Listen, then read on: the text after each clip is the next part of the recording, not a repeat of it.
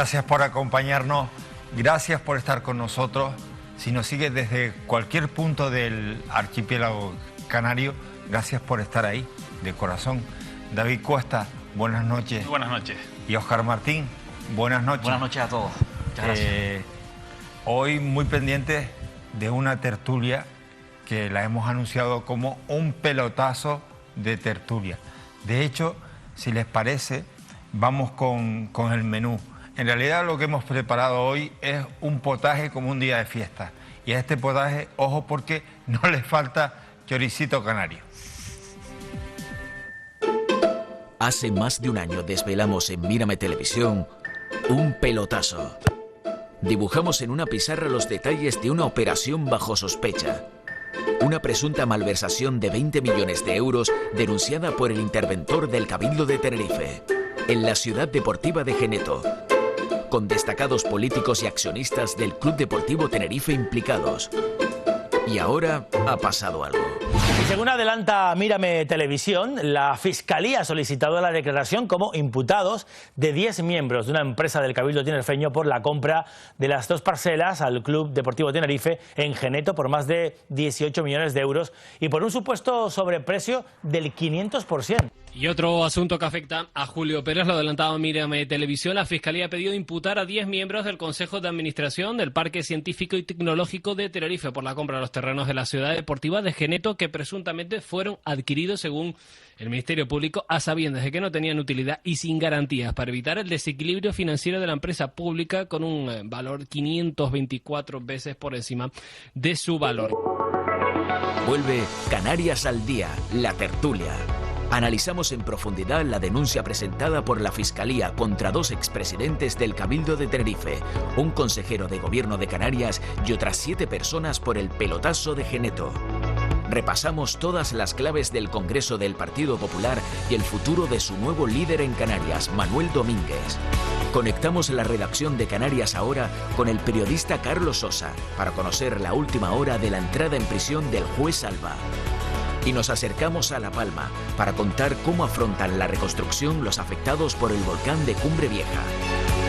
Canarias al Día, un pelotazo de tertulia. Con Manuel Artiles.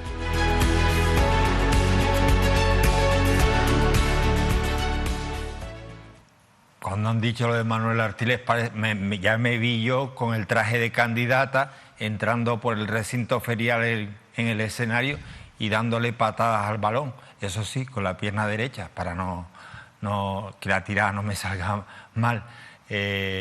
Bienvenidos, de verdad. Estos son algunos de los muchos asuntos que hoy vamos a compartir con todos ustedes, así que quédense con nosotros. David, Óscar, curiosidades, la primera. Aquí tenemos una pizarra que les vamos a mostrar. David, es curioso porque esta pizarra la hemos limpiado hace tan solo 15 minutos. Sí. Tenía escrito lo que adelantaste hace 1 año y medio. Sí, todavía estaba escrito ahí. Lo que pasa es que lo hemos limpiado porque no vamos a hacer una exposición tan larga como la de aquel día, pero sí que nos va a servir para volver a que la gente pueda entender este pelotazo de Geneto y por qué la Fiscalía pues ha presentado una denuncia por presunta prevaricación y malversación en la que apunta a 10 personas, a 10 miembros del Consejo de Administración de una empresa pública de Parque Científico y Tecnológico por ese pelotazo de Geneto.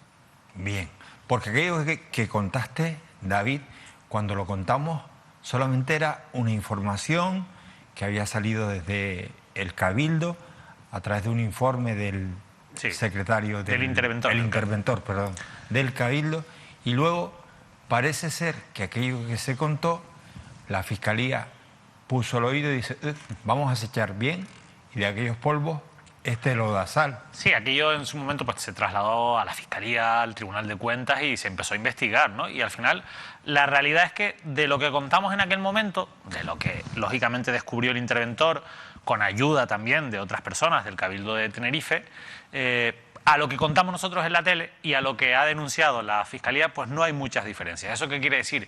Que el asunto estaba muy claro, Manolo. Que el asunto nosotros lo vimos muy claro cuando vimos toda la documentación. Nos pasó probablemente lo mismo que le haya pasado al interventor. Yo no he hablado con el interventor, pero el interventor estoy convencido, y ahora me pongo en su piel, de que él lo vio tan claro como lo hemos visto nosotros y como lo ha visto la Fiscalía, que, insisto, ha presentado una denuncia que es contundente, demoledora, hasta el punto de que ellos dicen que hay indicios contundentes de estos delitos de prevaricación y malversación. ¿Por qué el interventor decide comunicar esta situación? El interventor llevaba años pidiendo esta documentación porque le olía mal. El interventor llevaba mucho tiempo... Si no lo hubiera... Perdón, Sí, la pregunta claro. al revés. Si no lo hubiera...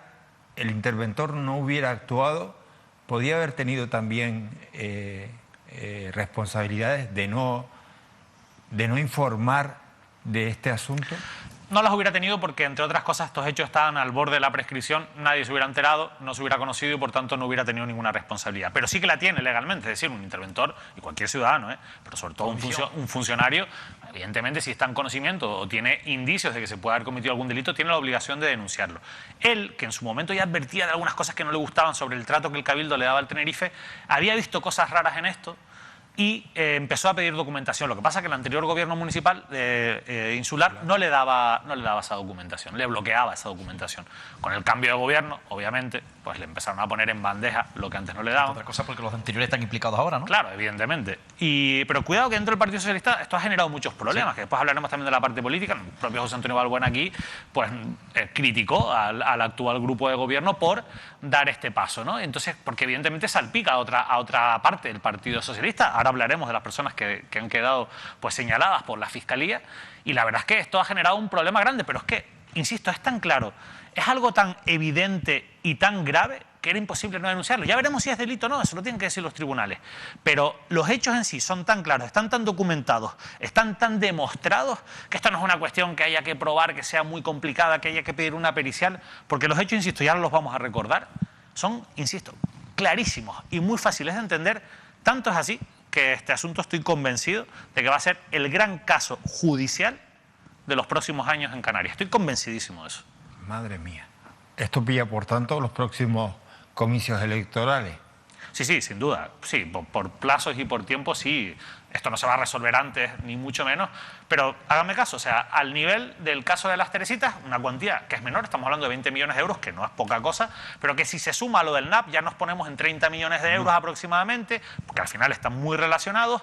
Estamos hablando, insisto, del gran caso judicial de los próximos años, con mucha más repercusión por los hechos, por los datos, por el dinero, por los delitos, que otras muchas cosas a las que evidentemente le hemos dedicado tiempo y le dedican tiempo a los medios de comunicación, y que es interesante que se sepan, pero que al lado de este caso van a quedar en segundo plano. Vamos ahora con lo que sobre lo que trata la denuncia. Sí, vamos a hacer primero una pequeña contextualización, porque yo creo que es importante para entender qué es lo que ha denunciado la Fiscalía Provincial de Santa Cruz de Tenerife.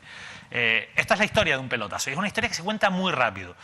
Es muy compleja, pero se cuenta muy rápido porque todo empieza en 1997. Ustedes recordarán que lo contamos en su momento, cuando una empresa que se llama Ciudad Deportiva, que es una empresa del Club Deportivo Tenerife, compra en Geneto 99.100 metros cuadrados por 1,7 millones de euros. Lo compra esta empresa, ese suelo, con la idea de construir la Ciudad Deportiva. Tal es así que 2 años después se firma un convenio con el Cabildo que empieza a pagar las obras de lo que hoy es la Ciudad Deportiva, no de lo que se está construyendo ahora, que eso ha ido a través de otros convenios, sino de la primera fase de la Ciudad Deportiva. Y esto es importante porque el Cabildo dice, vale, yo te voy a pagar esto, pero me voy a guardar un derecho de tanteo, un derecho preferente para que si tú, la parte que no vas a construir, la quieres vender en el futuro, yo tengo una prioridad y entonces tengas que negociar primero conmigo y por tanto yo la pueda comprar más barata que a lo que podrías venderla a precio de mercado. Año 2003, el Club Deportivo Tenerife absorbe a la empresa Ciudad Deportiva. Por tanto, esos terrenos ya oficialmente pasan a ser del Club Deportivo Tenerife. Se sigue construyendo, recordemos, la Ciudad Deportiva. Y llega el año 2005, que es un año importante, porque este año el Club Deportivo Tenerife, que está muy ahogado con las deudas, porque está cargando la deuda de la compra de la Ciudad Deportiva y los gastos que va haciendo, una deuda que tiene con Caja Canarias, que es quien financió todo esto, es un factor muy importante y que al final casi que lo podíamos poner aquí arriba, porque yo creo que esta es la historia de un pelotazo, otro de Caja Canarias, ¿no? Porque Caja Canarias vuelve a estar aquí, vuelve a ser clave como lo fue en el caso de las Teresitas, ¿no? Y Caja Canarias, que es quien había financiado todo esto, el Tenerife tiene una deuda muy grande. Entonces dice, voy a segregar estas fincas, eso es dividirlas, esos 99.100 metros cuadrados, y voy a coger la parte que no está construida, que son unos 30.700 metros, y la voy a sacar a subasta. La voy a subastar, oye, quiero montar aquí un gran negocio, quiero conseguir dinero para pagar las deudas. ¿Qué pasa, Manolo? Que recordarás que el Cabildo tenía un derecho para comprar preferentemente estos terrenos. Pues el Tenerife este mismo año 2005 le manda una carta al Cabildo y le dice, oye, enróllate y no te presentes a la subasta, quítate en medio. Claro, porque si se presentaba al Cabildo ellos tenían que vender más barato y su idea era vender pues, a un precio alto, ¿no? El Cabildo dice, sí, venga, yo no me voy a presentar, a mí esos terrenos no me interesan. No me interesan. Cuando esto era Víctor Pérez Ascanio, todavía el presidente del Tenerife. Eso a mí no me interesa. Y sale a subasta. ¿Qué pasa? Que no se presenta nadie. Queda desierta la subasta. Nadie quiere esos terrenos. Nadie los quiere. Ningún empresario de la isla consideró que esos terrenos pudieran ser rentables para una operación privada empresarial. Y entonces las cabezas pensantes del Tenerife, que eran los grandes empresarios, los grandes accionistas del Club Deportivo Tenerife, grandes empresarios de esta isla, estaban todos allí, algunos al final se fueron saliendo, todo eso ya lo contamos en su día, no lo vamos a recordar, pero crean la famosa promotora, que es otra empresa vinculada al Club Deportivo Tenerife. Una promotora, una empresa con esos accionistas que decide comprar esos 30.000 metros cuadrados que se habían salido a subasta, que nadie había comprado y que el Cabildo había rechazado por 16 millones de euros. Es decir, en 2006 se compra por 16 millones de euros una tercera parte de lo que en 1997 había costado 1,7 millones de euros.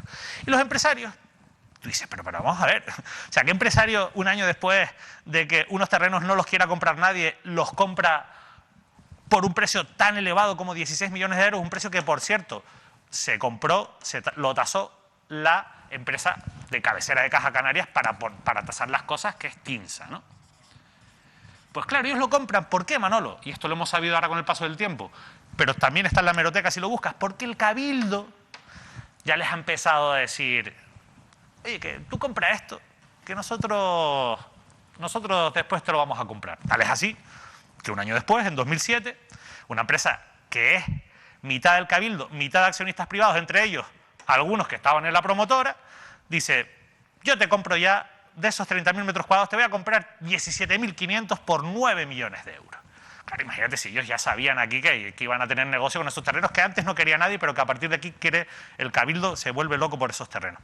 Y el Cabildo compra en 2007 ya, junto con una serie de empresarios, 17.500 metros cuadrados, que podía haber comprado en 2005 mucho más baratos, pero no los quiso comprar. Y los compra a través del NAP. Lo curioso de todo esto es que con esos todavía faltaban pues, unos 12.500 metros cuadrados aproximadamente, algo más, que unos 13.000, vamos a poner, que no se habían, 13.200, ¿no? Para ser exactos, que no los había comprado todavía nadie. Y llega el 2009 y coge el PSOE, José Luis Delgado, que hoy es director de infraestructuras del Gobierno de Canarias, infraestructuras viarias, si no me equivoco, ¿no? Y presenta una moción en el Cabildo y dice, hey, aquí estamos nosotros, queremos comprar, vamos a presentar una moción para comprar los terrenos que faltan en Geneto y los terrenos del NAP. Vamos a comprarlo todo. Porque claro, el NAP quería construir aquí un edificio, un centro de datos, pero aquello salió mal, esto ya lo hemos contado, pues esto está muy vinculado, al final lo construyen en Granadilla, entonces estos terrenos pues tampoco servían para nada. Entonces ya el PSOE, que una ocurrencia tremenda, magnífica, que se les ocurre, el PSOE en la oposición, en 2009 el PSOE en la oposición en el Cabildo de Tenerife gobernaba el Partido Popular con Coalición Canaria con el Partido Popular, presenta esta moción. ¿Por qué? Porque el Tenerife sigue ahogado por las deudas. Y hay un montón de gente que empieza a querer ponerse una medallita para salir como los grandes salvadores del Club Deportivo Tenerife. Tal es así que no solo el PSOE del Cabildo, sino que otros miembros del PSOE destacados, porque aquí es muy importante el papel del Ayuntamiento de La Laguna, como Gustavo Matos, hoy presidente del Parlamento de Canarias, salen en prensa diciendo que sí, que hay que hacer esta operación porque esto, oye, que para adelante hay que salvar al Tenerife.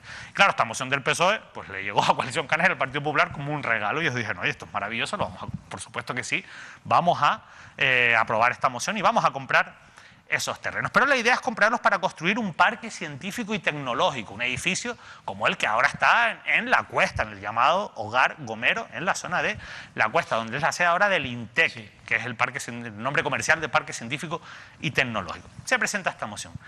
¿Qué ocurre? Fíjense ustedes, Las mociones al final ustedes saben cómo son, las mociones se presentan y pues si interesa se cumplen y si no pues se quedan ahí en una gaveta. Pero esta es súper importante, estas mociones, vamos, esto era la Biblia, o sea, esta moción había, vamos, para todo el mundo, para los del PSOE en aquel momento y para los de Coalición Canaria después.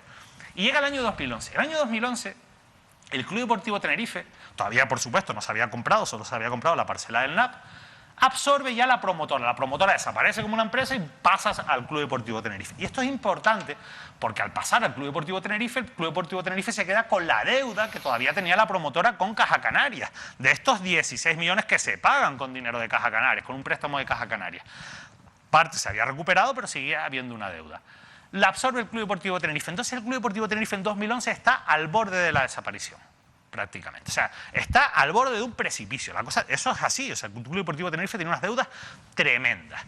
Recordemos que cuando se crea aquí la promotora es cuando Miguel Concepción llega a la presidencia del Club Deportivo Tenerife. Y aquí hay una figura que es muy importante, que se llama Paulino, de apellido Rivero,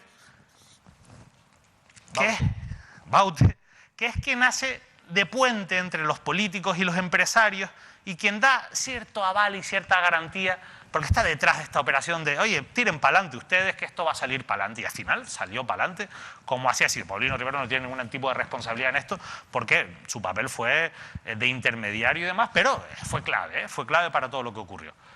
Y llega 2011 y llega el 21 de febrero. Claro, deja que me vaya mirando la chuleta, porque tienes que entender que son muchas cosas.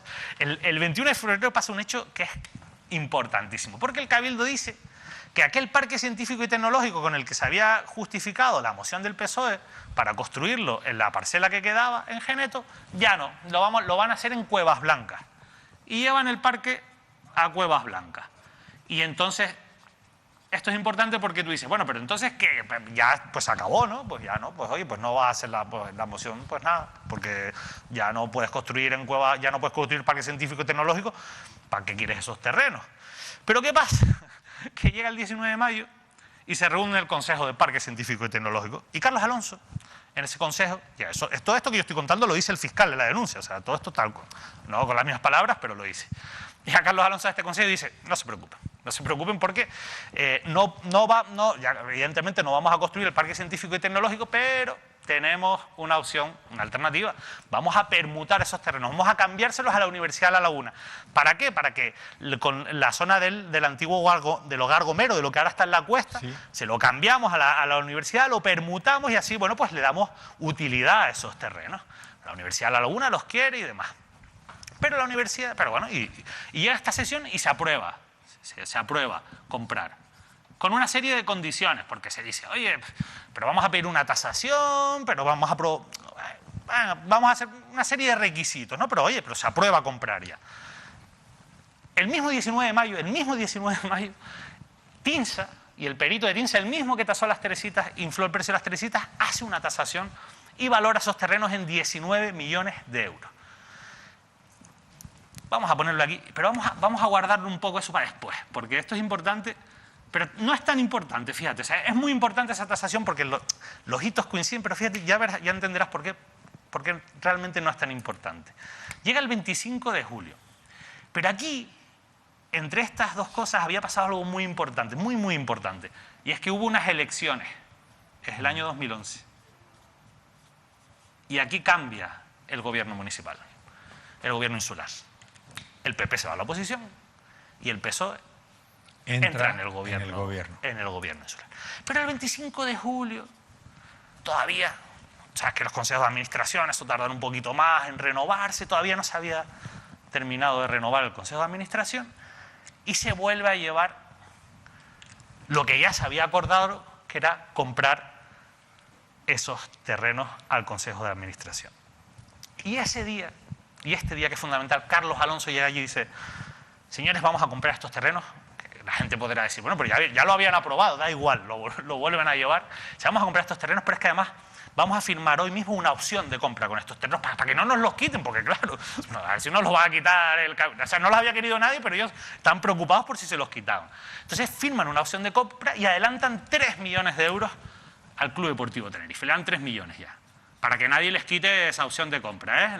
¿Te recuerdas que antes tenían un derecho de tanteo que nunca ejecutaron y demás? Bueno, ellos firman esa opción de compra. 3 millones de euros al Tenerife. La opción de compra caduca el 31 de diciembre. Y tú dices, ok, bien, vale, venga, bueno, pues nada, ya vamos a ir a comprar aquí esos terrenos y tal, porque al final vamos a meter ahí la permuta con la universidad. Bien, 28 de diciembre. ¿Qué pasa en estos meses? Se constituye el nuevo Consejo de Administración. El PSOE, que antes lo veía muy claro, ya empieza a no verlo tan claro y pasa algo sobre todo fundamental. Reunión 28 de diciembre, el Día de los Santos Inocentes. Pero lo que pasó allí, que podía haber sido una inocentada y haberse quedado en una inocentada, no fue una inocentada. Llega Carlos Alonso, y yo nombra tanto a Carlos Alonso porque lo nombra el fiscal tantas veces y porque tiene esa responsabilidad, está en las actas de todas estas reuniones. Llega Carlos Alonso el 28 de diciembre y dice... No puede ser lo de la universidad tampoco. Entonces, imagínate el consejo allí, los consejos, pero ¿cómo que no? Si ya lo habíamos aprobado, comprar, íbamos a comprar, estaba aprobado. Y lo habíamos ratificado aquí con una opción de compra. Ya, pero es que al final la universidad pues no nos permuta esos terrenos. Cuando yo me enteré de todo esto y llamé a la universidad, me dijeron, nosotros no permutamos porque a nosotros aquello no nos interesaba. Es la versión oficial que me dio la universidad. No nos interesaba urbanísticamente, esos terrenos a nosotros no nos interesaban. Y entonces tú dices, bueno, pues ahora sí que sí, ¿no? O sea, ahora ya, pues esto será para decir, mira, pues lo siento, pues no ha salido, y qué pena, lo queríamos y tal. Al final vamos a perder estos 3 millones, pero bueno, no vamos a poder salvar al Tenerife, pero no puede ser, ¿no? No. Carlos Alonso llega allí y dice, no se preocupen. En vez de comprar, en vez de permutar los terrenos, vamos a comprarlos y ya veremos lo que hacemos con ellos.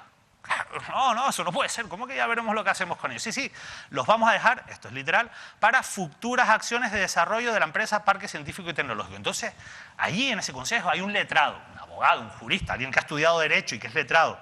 Se llama José Luis Luengo, está ahí sentado, ¿no? Y entonces José Luis Luengo coge y levanta la mano y dice, mira, es que esto no, oye, Carlos, esto no puede ser. Claro, tú no puedes gastarte 19 millones de dinero público en comprar unos terrenos que sin darle una utilidad, ¿sabes? Que esto no es tan sencillo, tú tienes que justificarlo mucho para que te gastas el dinero público.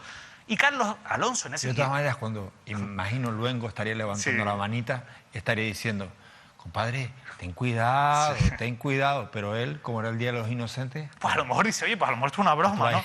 Claro, pues ¿qué hace Carlos Alonso? Y le dice, no, delante de todo el mundo ahí, porque está en el acta. No, Luengo, que no, eso no es así, hombre, que sí se puede, que sí se puede. Que yo soy el jurista, no pasa nada. Pero tú eres economista, yo jurista, da igual, sí se puede. Que te lo digo yo, que se puede.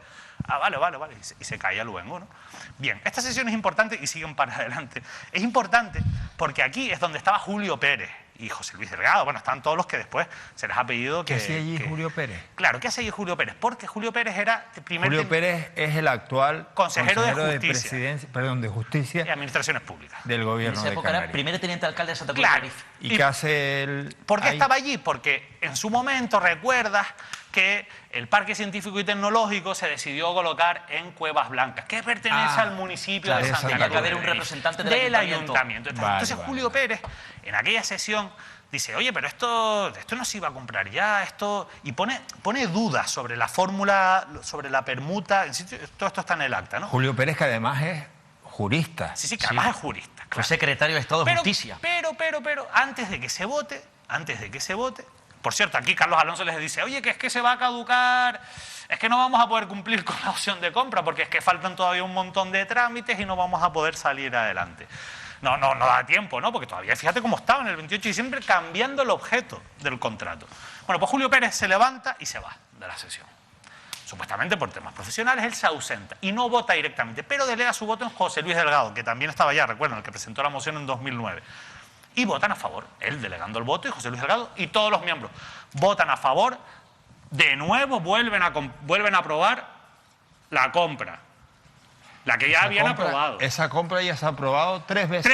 3 veces, efectivamente. Y ese dato es muy importante, bueno, es que no es algo que debamos pasar por alto porque la compra se aprueba 3 veces. Esta es la tercera vez que se aprueba la compra. Y en este caso se aprueba con un objeto, que realmente lo que se está haciendo allí es cambiar el objeto. O sea, realmente la compra ya estaba aprobada, no se puede volver a aprobar, pero bueno, lo que hacen es cambiar el objeto. Que ese objeto es comprarlo para, ya veremos lo que hacemos. Pues bien, este es el primer delito que ve el fiscal. Ya veremos lo que hacemos. Sí.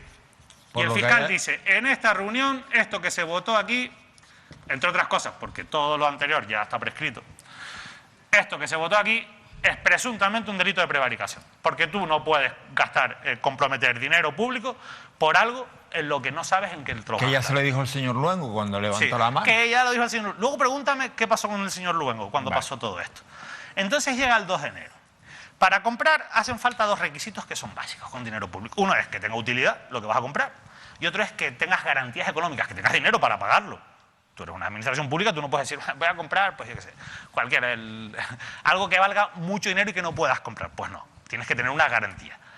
Y el 2 de enero resulta que aquí todos esos consejeros no tenían esa garantía, porque la garantía era que el Consejo de Gobierno, se lo habían aprobado en otra sesión, que el Consejo de Gobierno del Cabildo aprobase pues una ampliación de capital de Parque Científico y Tecnológico, algún instrumento que garantizase que la empresa Parque Científico y Tecnológico iba a tener capital para comprar aquello y que no iba a arruinarse con la operación.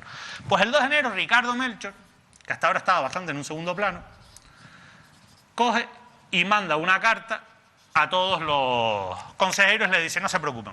Yo, Ricardo, palabra de Ricardo, les digo que esto va a salir para adelante. Que yo me garantizo a hacer una ampliación de capital de 20 millones, que es lo que va a costar. No se preocupen.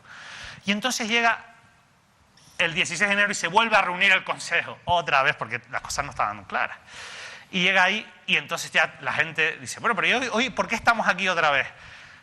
Y entonces Carlos Alonso les dice, es que tenemos que aprobar la compra otra vez. Pero 4 veces. Claro, pero es que la garantía, eso que habíamos dicho de que hubiera un acuerdo del Consejo de Gobierno tal, es que no puede ser, porque eso no vale. No da tiempo a hacer eso, no lo vamos a hacer, pero no pasa nada, porque con el acuerdo del Pleno de 2009 y con la carta de Ricardo ya es aval suficiente.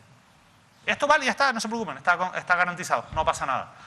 Entonces, claro, ahí José Luis Delgado, que venía arrastrando todo esto desde que presentó la moción en 2009, es él el que levanta la mano, ¿no? Y dice, oye, pero ¿de verdad que es suficiente con la carta de Ricardo para avalar esto? Y en ese momento es el señor Luengo, que estaba allí, y dice, el que interviene y dice, sí, es suficiente. O sea, Luengo, que el 28 de diciembre tenía un montón de dudas de la operación, el 16 de enero dice que está todo bien. Tranquilo, José Luis, somos tocayos, tú tranquilo, que esto sale para adelante, que esto va a salir bien, que aquí no pasa nada, que esto tú tienes mi aval, también como letrado aquí del Parque Científico y Tecnológico, y lo que está diciendo Carlos Alonso es así. Fíjate tú cómo ha cambiado de criterio en unos días. Esas navidades para Luengo tuvieron que ser muy movidas. Y se vuelve a aprobar la compra, otra vez, por cuarta vez, se vuelve a aprobar la compra de los terrenos. Y el fiscal dice, stop. Segundo delito, presunto delito de prevaricación. Porque no puedes comprar algo que no sabes para qué vas a usar. Espérate, pues se nos va a caer la pizarra con tanto pelotazo. Y no puedes comprar algo cuando no tienes las garantías de que ese dinero que tengas ese dinero. Entonces llega el 24 de enero y se firman las escrituras. Y oficialmente el 24 de enero, es decir, hace 10 años, se cumplió ayer, ¿no? Ayer se cumplieron los 10 años, se firman las escrituras y el fiscal dice, estos dos delitos de prevaricación con este acto de la firma de las escrituras es un presunto delito de malversación. Y el delito de malversación es un delito muy grave, Manolo, muy grave por lo que supone, que es malversar el dinero público, pero también por las penas que tiene, son penas de cárcel. Recuerden que en el caso de las Teresitas, si entraron a la prisión los empresarios Miguel Cerolo, Manuel Parejo y los funcionarios, fue porque fueron condenados por un delito de prevaricación, de malversación. Con la prevaricación no se entra a la cárcel. Pero es que esto, y ya terminamos, todo esto está en la denuncia del fiscal, que al final lo que ha hecho el fiscal es decir, bueno, pues yo voy a pedir que se impute, que se investigue a todos los que estaban en ese Consejo de Administración y votaron esta operación. A todos, incluido el señor Luengo. También, el pobre. A todos, sí, que es el único que no era un cargo político, sino que era el letrado. A todos, Carlos Alonso, Ricardo Melchor, Julio Pérez, José Luis Delgado, Antonio García Marichal, Pino León, Sergio Alonso, que es el que fue director del Servicio Canario de Empleo, que estaba allí representando a la Fundación de Empresa de la Universidad de La Laguna, hermano de Carlos Alonso, estaba allí. También están en esa lista de 10 personas a las que se ha pedido que se investiguen. ¿Qué pasa? Que llega 2013 y el nuevo consejero delegado de Parque Científico y Tecnológico llega allí y dice, oye, es que acabamos de hacer una compra y no tenemos dinero para pagar. Y hace un informe que está ahí y ellos crean lo que llaman un plan, crean un plan para decir, bueno, vamos a hacer un plan aquí para sanear esta empresa. Tú dices, bueno, pues habrán saneado la empresa. Pero no, porque llega 2020, vuelve a haber un cambio de gobierno en el Cabildo y la nueva consejera delegada del Parque Científico y Tecnológico hace otro informe en el que dice que la empresa está completamente ahogada financieramente. Que llevan pagando la deuda de la ciudad deportiva durante años. En 2020, cuando ella hace ese informe, todavía se debían 7 millones de euros a Caja Canarias, que no vencen hasta el año 2024, que es que hasta 2024 vamos a seguir pagando esta operación. Pero es que lo sorprendente, es lo que es alucinante, Manolo, es que nadie de coalición, del PSOE, del PP, nadie entre 2013 y 2020 había dicho ¿qué está pasando con Parque Científico y Tecnológico que tiene un agujero tremendo por el que se nos están yendo millones y no tiene dinero para hacer nada y tenemos unos terrenos que no sirven para nada? Todo el mundo miró para otro lado. Hasta que aquí el interventor, lógicamente con el cambio de gobierno, le empiezan a dar la documentación y hace el informe rotundo que en octubre presenta en la Fiscalía y en 2021, el 21 de diciembre, la Fiscalía presenta su denuncia. Es importante la fecha porque si la Fiscalía hubiera tardado un poquito más, es decir, si lo hubiera presentado después del 24 de enero, todo esto hubiera prescrito. ¿Qué pasa? Que con la última reforma legal, desde que la Fiscalía presenta una denuncia y señala directamente a los presuntos responsables, se interrumpe el plazo de prescripción y, por tanto, a partir de aquí ya la prescripción no cuenta, queda interrumpida. Es decir, a partir de ahora ya tenemos una historia de un pelotazo que ya está en un juzgado, en este caso en el juzgado de instrucción número 3 de La Laguna, donde la jueza titular pues tendrá el marrón de tener que instruir esta causa, pero por otro lado yo creo que también, yo creo que si tú eres juez y te dedicas al derecho y tal, pues realmente estas son las cosas que te gusta instruir. Igual que yo entiendo que la Fiscalía son las cosas que gusta contar, ¿no? Ya veremos si es delito o no, pero yo creo que jurídicamente este pelotazo ¿quién se benefició ahí? Va a ser tremendo. Bueno, aquí hay unos claros beneficiados que son los empresarios. Así de claro, o sea, ellos... Entonces no vale eso de esto era para salvar al Tenerife, claro, esa es era buena porque... para salvar, para entullar más a determinados empresarios, digo yo. Es verdad que esto ayudó a salvar el Club Deportivo de Tenerife como club, pero realmente lo que generó fue un negocio inmobiliario muy fuerte para unos empresarios que de otra manera no hubieran conseguido ese dinero porque se hubieran quedado con unos terrenos que nadie quería. Y artificialmente, primero pagando ellos 16 millones de euros, que después les compran por 19 millones de euros, pues imagínate el negocio que hacen, porque aquello no valía tampoco 16 millones cuando lo compraron los empresarios, pero lo compraron a ese precio porque sabían que después lo podían vender mucho más caro. Dos cosas para terminar. Una, la tasación, que te dije vamos a guardarla para después. Fíjate tú, la tasación es una tasación que infla el precio un 524% con respecto a... Tinsa nos tiene que tener un cariño tremendo. Pero bueno, le estamos haciendo publicidad, no te creas. A lo mejor ellos viven de este tipo de cosas. Sí, de inflar. De inflar, exacto. Entonces, Tinsa, que vive de inflar, había hecho ese informe. Bueno, decimos que vive de inflar porque ya lo había hecho con las Teresitas, tiene antecedentes. Había hecho ese informe y ese informe... Y es un decir. Inflaba el precio. No, pero lo inflaba con respecto al valor catastral un 524%. ¿Tú sabes cómo es esto? Que después llegan los burofax. Bueno, pues pueden mandar todos los burofax que quieran. Todo esto está documentado, Manolo, y lo hemos contado bueno, tantas veces que es que quien lo quiera poner en tela de juicio, bueno, es tontería. De hecho, le hemos pedido a todos los que están aquí, le hemos pedido que hablen, no han querido hablar. O sea que, bueno, si no han querido hablar, por algo será. La cuestión es que esa tasación que infla eso, que utilizó Calles de Santa Cruz para comparar y llegar al precio, lo más fuerte es que estaba caducada. Las tasaciones caducan. No pueden valer para toda la vida, porque el mercado cambia, ¿no? Y los precios cambian, los requisitos cambian. Bueno, pues esa tasación no servía porque estaba caducada. No servía porque además ponía una serie de requisitos. Primero estaba hecha para hacer la permuta con la Universidad de La Laguna. Obligaba a que se hicieran un montón de informes que nunca se hicieron de otras administraciones. Por ejemplo, que ahí es una zona por donde pasan aviones, está el aeropuerto al lado. Hay que hacer un informe especial de aviación civil sobre esa zona, sobre qué se puede construir allí y no urbanísticamente.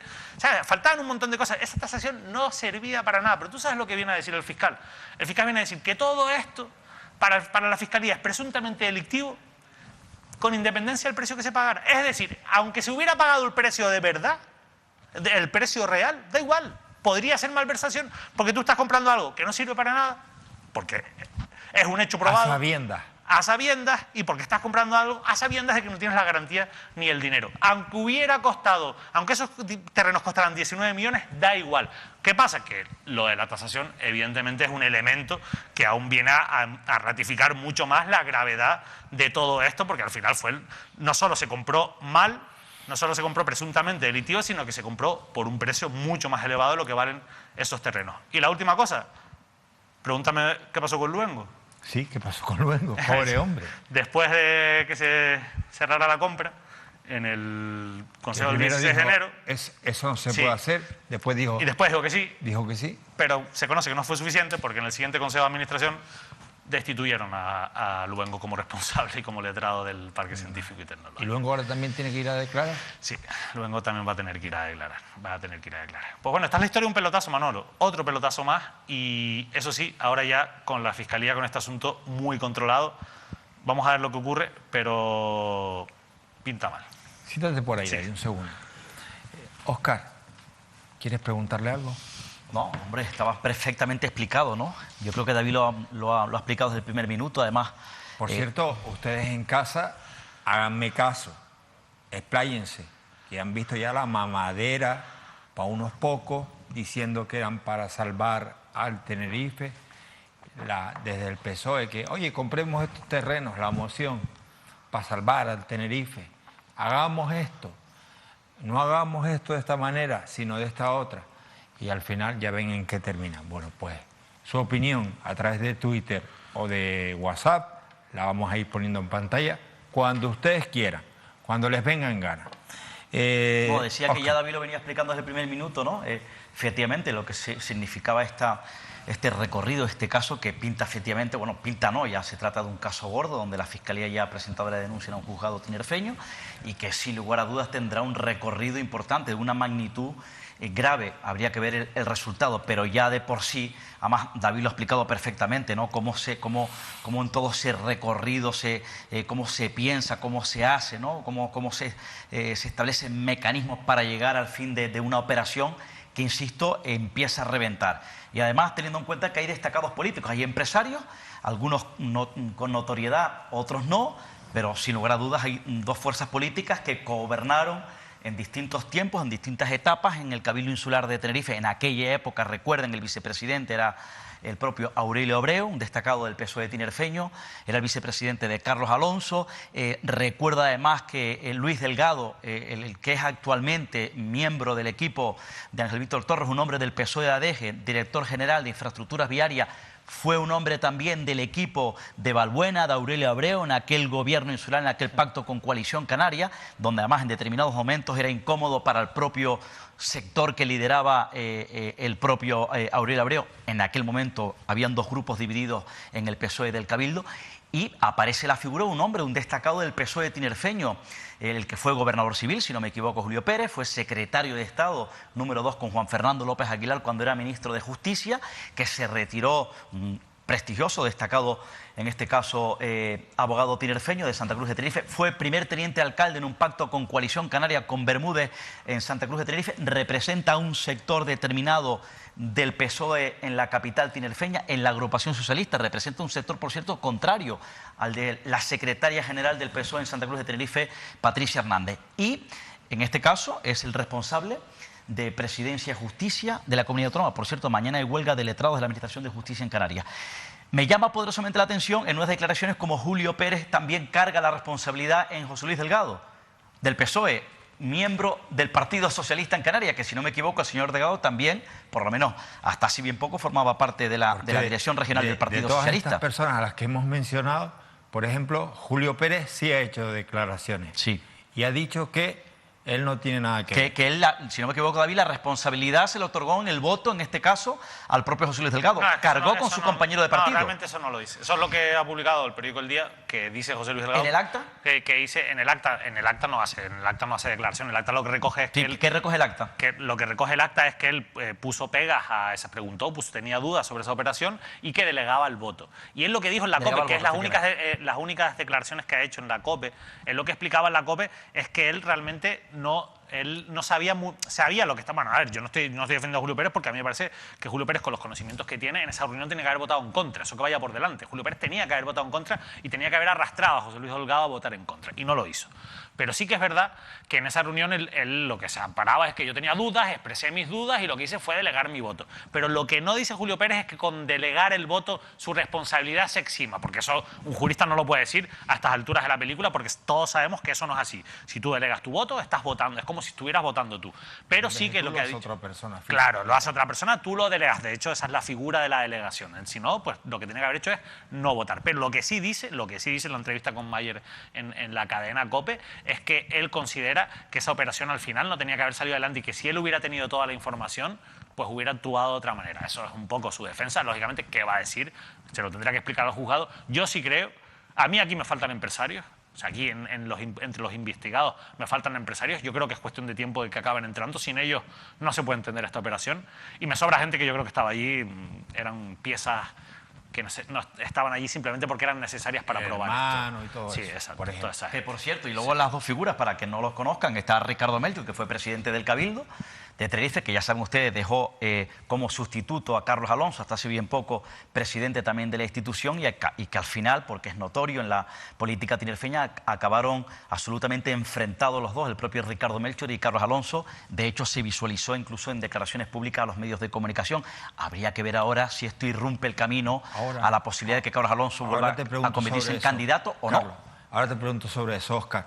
David, tanto Carlos Alonso como Ricardo Melchor, que son los dos expresidentes y dos figuras importantes en esta operación, principalmente Carlos Alonso, que era quizás el que iba bailando todo y que aparece tanto en el escrito de acusación.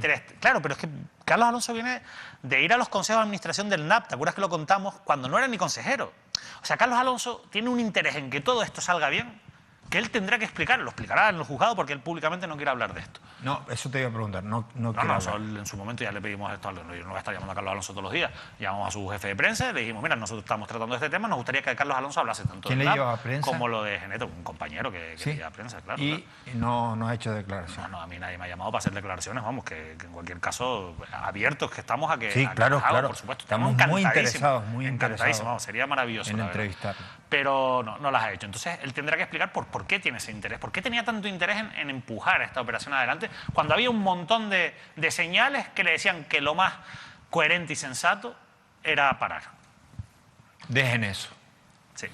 Pero claro, esto ahora pone en tela de juicio esas decisiones y ya hay una acusación por parte de la Fiscalía, que ojo, que la Fiscalía no se anda con chiquitas. Y se aproximan unas elecciones. Tú no me habías dicho aquí en esta mesa, Óscar, que Carlos Alonso era el candidato favorito de Fernando Clavijo para presidir el Cabildo como candidato por Coalición Canaria. Yo conté hace unos meses, antes de Navidades, que en principio la teoría, lo que pasaba por la cabeza del propio Carlos Alonso y lo que se hablaba dentro de Coalición Canaria, esa posibilidad de que Carlos Alonso, porque ya parece ser que lo había meditado, había amagado incluso públicamente, se retirase de la primera línea de la política y no optase, en este caso, a la candidatura a la presidencia del Cabildo de Tenerife, porque recuerden que sonaba un nombre dentro de Coalición Canaria, la posibilidad de que Bermúdez al final no repitiese a la candidatura a Santa Cruz de Tenerife y optase a la candidatura al Cabildo Insular de Tenerife. Pero luego yo conté más adelante que parece ser que se daba la posibilidad de que pudiese recular. No sé si por este caso el hecho de que Carlos Alonso podría estar sondeando volver al Cabildo, porque así se lo había pedido el propio Fernando Clavijo, actual jefe de los nacionalistas en Canarias. Recuerdo eso, que tú dijiste que Carlos Alonso podría repetir como candidato porque... lo estaría pidiendo el propio Fernando Clavijo. Con la finalidad de que desde el Cabildo pudiera tener una mejor defensa. Eso no lo sé, pero sí que ha habido un cambio en la intención del propio Carlos Alonso y que sí dije que parece que Fernando Clavijo estaba tratando de animar a que Carlos Alonso fuese el candidato. Ahora, ante esta situación, no sé qué decisión podría tomar el propio expresidente del Cabildo de Tenerife, el señor Alonso. Hombre, o su partido también, que tendrá que valorar todas estas circunstancias. O su partido, efectivamente. Hombre, por cómo es Coalición Canaria, recuerden Berto Reverón, Miguel Cerolo y todo eso, ya los ven ya entrando en la prisión y todavía siguen apostando Pero claro, pero estabas hablando de personas que arrastran mayorías absolutas tremendas, a las que no se les podía decir que no, prácticamente, que ellos decían, quiero ser candidato, y ¿quién les lleva a la contraria? Pero Carlos Alonso, en su haber, no tiene ese arrastre, no tiene ese carisma, no es un líder, no es Ricardo Melchor, en ese sentido, de arrastrar y conseguir mayorías importantes en el Cabildo. Entonces, pues probablemente a Coalición Canaria sacrificar a Carlos Alonso no creo que le suponga gran cosa políticamente. Aparte que el grupo de coalición Canaria está un poquito para allá. Pero es que el grupo de Coalición Canaria actual en el Cabildo está ciertamente desarmado. De verdad. Ha habido fugas es que hay que ser realista. Consejeros. Hay que analizar la situación. Coalición Canaria en el Cabildo es prácticamente nula, inexistente, y esto está acabando. Perdieron el poder y se desarma, como ocurrió, por ejemplo, en La Laguna. En el Parlamento, pero en La Laguna tienen más fuerza todavía. Ahora han recuperado la figura de Jonathan. Porque tratan de recuperar, en este caso, una persona que considera, que tiene, en este caso, la habilidad de poder recuperar el poder para Coalición Canaria. De todas formas, este asunto deja a Coalición Canaria en evidencia. Habría que ver, por cierto, Manolo, que con las advertencias del propio Julio Pérez, que delegó el voto y dijo, miren que es que yo pongo estas anotaciones, que con las advertencias del otro señor que un día sí y el otro también levantaba la mano, pues la Fiscalía ha dicho, oye, que aquí hay dos posibles delitos. Y ojo, Manolo, dos de prevaricación y uno de malversación. Bien, dos de prevaricación habría que ver, y uno de malversación. Habría que ver también la permanencia o no en este gobierno de Ángel Víctor Torres que queda 2023 del propio Julio Pérez. Es un hombre fuerte del propio Torres, portavoz, e insisto, consejero de la Presidencia de Justicia. Pero ojo, porque habían rumores previa a las Navidades que hablaban de la posibilidad de que el propio Torres, en este tiempo, pasado ahora las Navidades, en estos próximos meses, protagonizar una posible remodelación del gobierno. Habría que ver si esa remodelación del gobierno pasaría o no por la figura del propio Julio Pérez. Vamos a cambiar de asunto. Si remodela Ángel Víctor Torres, que no sea por este asunto. Porque tenemos al viceconsejero, el señor Blas Acosta, que lo tiene peor que Julio Pérez. Por cierto, David, digo yo. Ya que estamos hablando del gobierno y del PSOE, Marta Arocha, que ya tomó posesión como directora general de dependencia de la comunidad autónoma. Duró poco en Lanzarote. Por cierto, no sé si se ha producido ya la dimisión de Santa Cruz de Tenerife o de Lanzarote, porque no he visto cambios en el Grupo Socialista en la capital tinerfeña, espero que sí, ¿no? De Lanzarote sí. ¿Y en Santa Cruz de Tenerife? Que yo sepa, no. Que yo sepa, no. Ese PSOE solo se espabila para las elecciones. O sea, que yo sepa, sigue siendo concejal del PSOE en Santa Cruz de Tenerife. Que tú sepas, sí. Bueno, y que nosotros sepamos, Manuel Domínguez, alcalde de Los Realejos, es el nuevo secretario regional del Partido Popular. ¿Cómo fue el fin de semana de elección? ¿Cómo transcurrió todo? Bueno, pues en este caso... ¿Hablaron allí de las macrogranjas? No. Habló, por cierto, de manera telemática el propio Pablo Casado, el presidente del Partido Popular Nacional, y el propio Egea, que es el secretario general de los populares en este país. Sabéis que, obtuvo el 90% de los apoyos, no tenía problema, era candidato único. El propio Manuel Domínguez se le pregunta si ha sido impuesto. Él dice que, él habló con Madrid, con Génova, la dirección nacional, con un consenso con el partido para ser el candidato.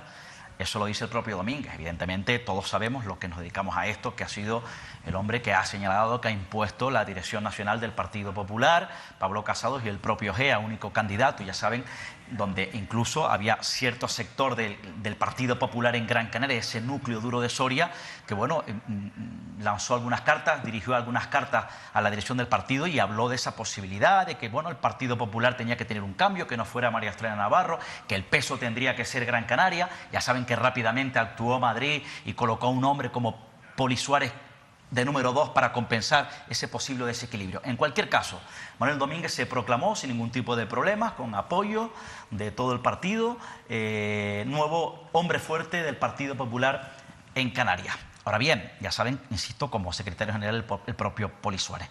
Me ha llamado poderosamente la atención, por cierto, ya ha nombrado a su propio, se celebró ayer o antes de ayer el primer comité regional del Partido Popular en Canarias, ya ha nombrado ya su estructura. Bien, es verdad que el propio Manuel Domínguez ha hecho una limpia, es decir, aquellos hombres y mujeres fuertes, destacados del Partido Popular en Canarias, le pudieran hacer sombra, especialmente en Gran Canaria, los hombres muy cercanos al señor Soria, no existen en la cúpula ya regional del Partido Popular, ha hecho limpia, ha apostado en principio, lo ha dicho el propio Manuel Domínguez, por el municipalismo y ha puesto en la dirección del partido gente joven, gente desconocida, gente incluso que está en la oposición en municipios de Canarias. Por ejemplo, ha puesto una desconocida en la política canaria al frente de la dirección o de la vicesecretaría de organización, como es una concejal de la oposición en Telde, Sonsoles Martín. De comunicación ha puesto al frente a otra joven que es Jessica León, sí que tiene responsabilidad, es la consejera de turismo del Cabildo de Fuerteventura, ha contentado a las islas, ¿no?, en cierta medida. Ángel Vázquez, Lo que se hace en estas... sí, Ángel Vázquez, que fue, antes de romper el pacto en el Cabildo de Lanzarote, consejero de turismo y ahora actual portavoz en la oposición en Lanzarote. Hay un conocido en la directiva regional que es Manuel Fernández, estará al frente de Acción Sectorial, que es actual consejero del Cabildo de Tenerife y que fue secretario general del partido, coordinador general del Partido Popular en la isla de Tenerife, y una chica que se llama Oiana Reyes, que es concejal del Partido Popular en Valverde. Me ha llamado la atención porque han desaparecido de la cúpula, del entorno del Partido Popular, no están al frente de la dirección del Partido Popular pues hombres y mujeres como, por ejemplo, Hernández Bento, María del Carmen Hernández Bento, Jorge Rodríguez, un destacado del Partido Popular, diputado regional del Partido Popular, Pepa Luzardo, la actual portavoz del Partido Popular en Las Palmas de Gran Canaria, Astrid Pérez. Bien, es verdad que está el propio Ángel Vázquez, pero bueno, en definitiva los pesados del Partido Popular. Por cierto, me ha llamado la atención también, no hay que olvidar el puesto que le han designado, a la que, bueno, consideran que es una baluarte ahora que ha cobrado mucho protagonismo, que es Noelia García, como sabes, Manolo, la alcaldesa de Los Llanos de Eridania, como portavoz. Habría que ver, por cierto, habría que estar atento a una reunión que en principio va a tener el propio Manuel Domínguez el viernes en Génova, Madrid, la capital de España, con Casado, donde se le ha preguntado al propio Domínguez si ante esta responsabilidad, no olviden que Manuel Domínguez aparte es presidente del Grupo Popular en el Parlamento, diputado regional y alcalde de Los Realejos, va a plantearle al propio líder, al señor Casado, qué hace con la alcaldía de Los Realejos, si mantiene esa responsabilidad o se marcha, si esa responsabilidad se la da al siguiente en la lista, es decir, el teniente alcalde del propio municipio de Los Realejos. Y por otro lado, también, no olviden que este próximo jueves hay una ejecutiva del Partido Popular en Tenerife, donde se va a nombrar el sustituto de Manuel Domínguez, que como saben ha venido siendo presidente del Partido Popular en Tenerife. Será el que ahora es secretario general del Partido Popular en Tenerife, alcalde de Santiago del Teide, el propio Emilio Navarro. También se tiene que saber, se tiene que nombrar que será próximamente al número 2 de Navarro. Yo no descarto que sea Carlos Tarife, concejal de Santa Cruz de Tenerife. Por tanto, Manuel Domínguez podría abandonar la alcaldía de Los Realejos para centrarse en efectivamente el Partido Popular. Claro, pero a mí me parecería, Manolo, para analizar un error que el propio Manuel Domínguez abandone la alcaldía de Los Realejos, porque eso le da visibilidad, ¿no?, de gestión, porque seguiría siendo alcalde de un municipio y más cuando trata de liderar el municipalismo en esta comunidad autónoma. El municipio que lo ha catapultado, ¿no? Claro, porque se dejaría de ser alcalde, sería presidente del Partido Popular en Canarias, pero sería un simple diputado raso. Y tú me dirás, ¿por qué? Si es el presidente del Grupo Popular en el Parlamento. Porque me llama la atención que han descabalgado a María Estrella Navarro como presidenta, pero la sigue manteniendo como portavoz del Grupo Popular en el Parlamento. Es decir, María Estrella Navarro es la primera, la cabeza visible que va a seguir haciendo política, que se va a seguir enfrentando a este gobierno, el que lidera el socialista Ángel Víctor Torres. Si deja esos cargos o se libra de esas responsabilidades el propio Domínguez, ¿qué notoriedad va a tener para afrontar una candidatura? Por cierto, evidentemente está claro que Coalición Canaria, que el Partido Popular va a tratar de fraguar en un futuro y viceversa un pacto con Coalición Canaria, como ha hecho durante todo este tiempo. Me llama la atención ahora que es estrategia puramente política, que el propio Manuel Domínguez ha dicho que está dispuesto a fraguar un pacto de futuro con el Partido Socialista. Esto para poner nerviosa a Coalición Canaria, porque está claro que desde Madrid, Clavijo y Egea han dicho que aquí de 2023 hay que fraguar un pacto de entrada entre dos, luego veremos un tercero entre Coalición Canaria y Partido Popular. Pero me ha llamado la atención porque por un lado dice eso Manuel Domínguez y por otro lado, a las siguientes horas en un medio de comunicación, la cadena SER en Las Palmas, el propio Poli Suárez, su número 2, ha dicho que están dispuestos también a pactar, ¿por qué no con Vox? Da la sensación que quieren pactar con todo. Por cierto, me gustaría saber si en ese posible pacto con Vox entraría Coalición Canaria. Vale. Y con Podemos no han hablado todavía. No, esa es la línea roja. La línea roja. Lo dijo Por Carlos cierto, Tarifa. me ha llamado la atención leyendo la lista, Manolo, me llamó poderosamente la atención porque es un hombre que aquí nombramos también en su momento. Leyendo los nuevos miembros de la Junta Directiva del Partido Popular aparece Lorenzo Quintero García San Juan. Dirán ustedes, ¿quién es Lorenzo Quintero García San Juan? Es un tinerfeño que en su momento creó junto a Juan Amigó Ciudadanos en Canarias, ahora está en el Partido Popular y forma parte de la dirección de la directiva de los populares en Canarias. Seguimos conociendo la actualidad de las islas, ahora lo hacemos con Lanzarote. En nuestra sede se encuentra nuestra compañera Demelsa Viña con Aduen Morales. ¿Lo he dicho bien, Demelsa? Lo he dicho bien. Lo has dicho bien, Aduen Morales. Buenas noches, Manolo. ¿Qué tal a todos los que están en el plató de Mírame Televisión? Efectivamente, me encuentro con Aduen Morales, que es miembro de Lanzarote Limpia y además también activista y responsable de las concentraciones que se están llevando a cabo estos días en la isla de Lanzarote, en concreto en la zona norte, en Guinate, en el mirador de Guinate. ¿Por qué y qué tipo de concentraciones está llevando estos días Aduen con muchos vecinos de la zona norte de la isla de Lanzarote? Pues bien, recordarán que hace unas semanas, precisamente aquí, Manolo, en este programa, hablábamos de la instalación de un nuevo CIBE en la zona norte de la isla de Lanzarote. Un CIBE que parece ser que va a detectar esas embarcaciones ilegales o pateras que lleguen a esta zona de la isla conejera. Unas obras, por cierto, que han comenzado a principios del mes de diciembre aproximadamente, obras realizadas por el gobierno de Canarias. Pues bien, una vez han comenzado esas obras, los vecinos de la zona, evidentemente cabreados, porque consideran que se trata de uno de los miradores más emblemáticos y más bonitos de la isla de Lanzarote, han salido a la calle a protestar. Eso ha dado su fruto, porque han paralizado las obras poco antes de las fechas navideñas.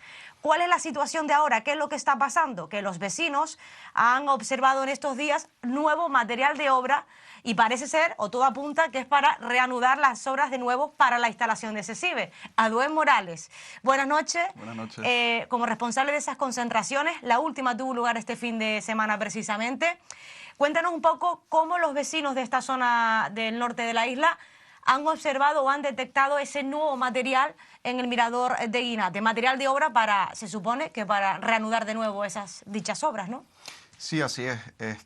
La empresa pues, adjudicataria de las obras pensaba que los vecinos en general no iban a estar controlando el mirador más bonito de Lanzarote y se equivocaron.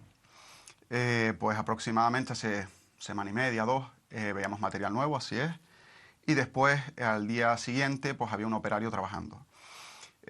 Ante esa sorpresa, desagradable sorpresa, pues nos aproximamos a la zona y hablamos con el operario y que nos transmitía que las indicaciones que tienen es continuar con las obras.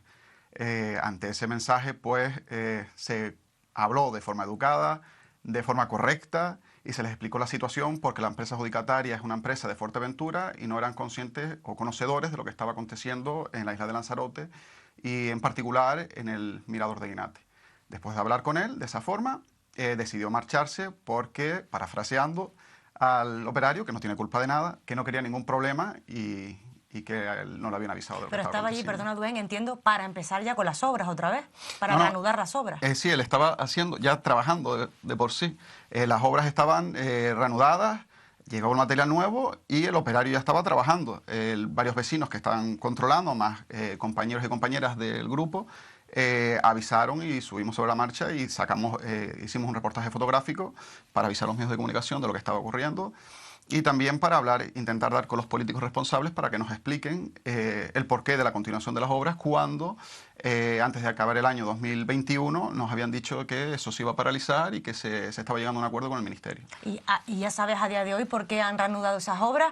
No sé si ustedes, los vecinos, se han puesto en contacto con el ayuntamiento, aunque sean unas obras ejecutadas por parte del Gobierno de Canarias, pero me imagino que ustedes, la primera institución que tienen a mano es el Ayuntamiento de Aría. ¿Han hablado con el alcalde, con Víctor Robaina? ¿Les ha dicho algo que van a actuar de forma inmediata?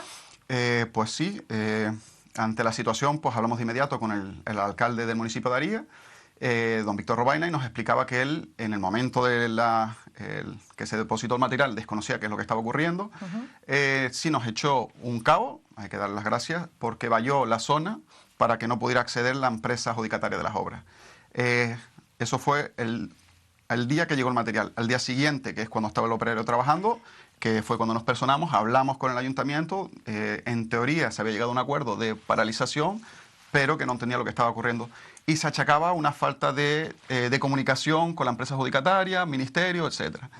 Lo cual nos pareció inadmisible y por ello pues continuamos con las manifestaciones y a su vez no solo los domingos, sino ya durante la semana estábamos controlando la zona para evitar que se siguieran con... Es decir, que entre semana se van turnando los vecinos para ir al mirador y mirar si hay nuevo material, se han empezado las obras.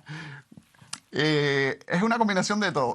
Hay gente que le da por pasar a su peludito por la zona, vecinos que se van escondiendo y van sacando fotos y controlando. Es una combinación de todo.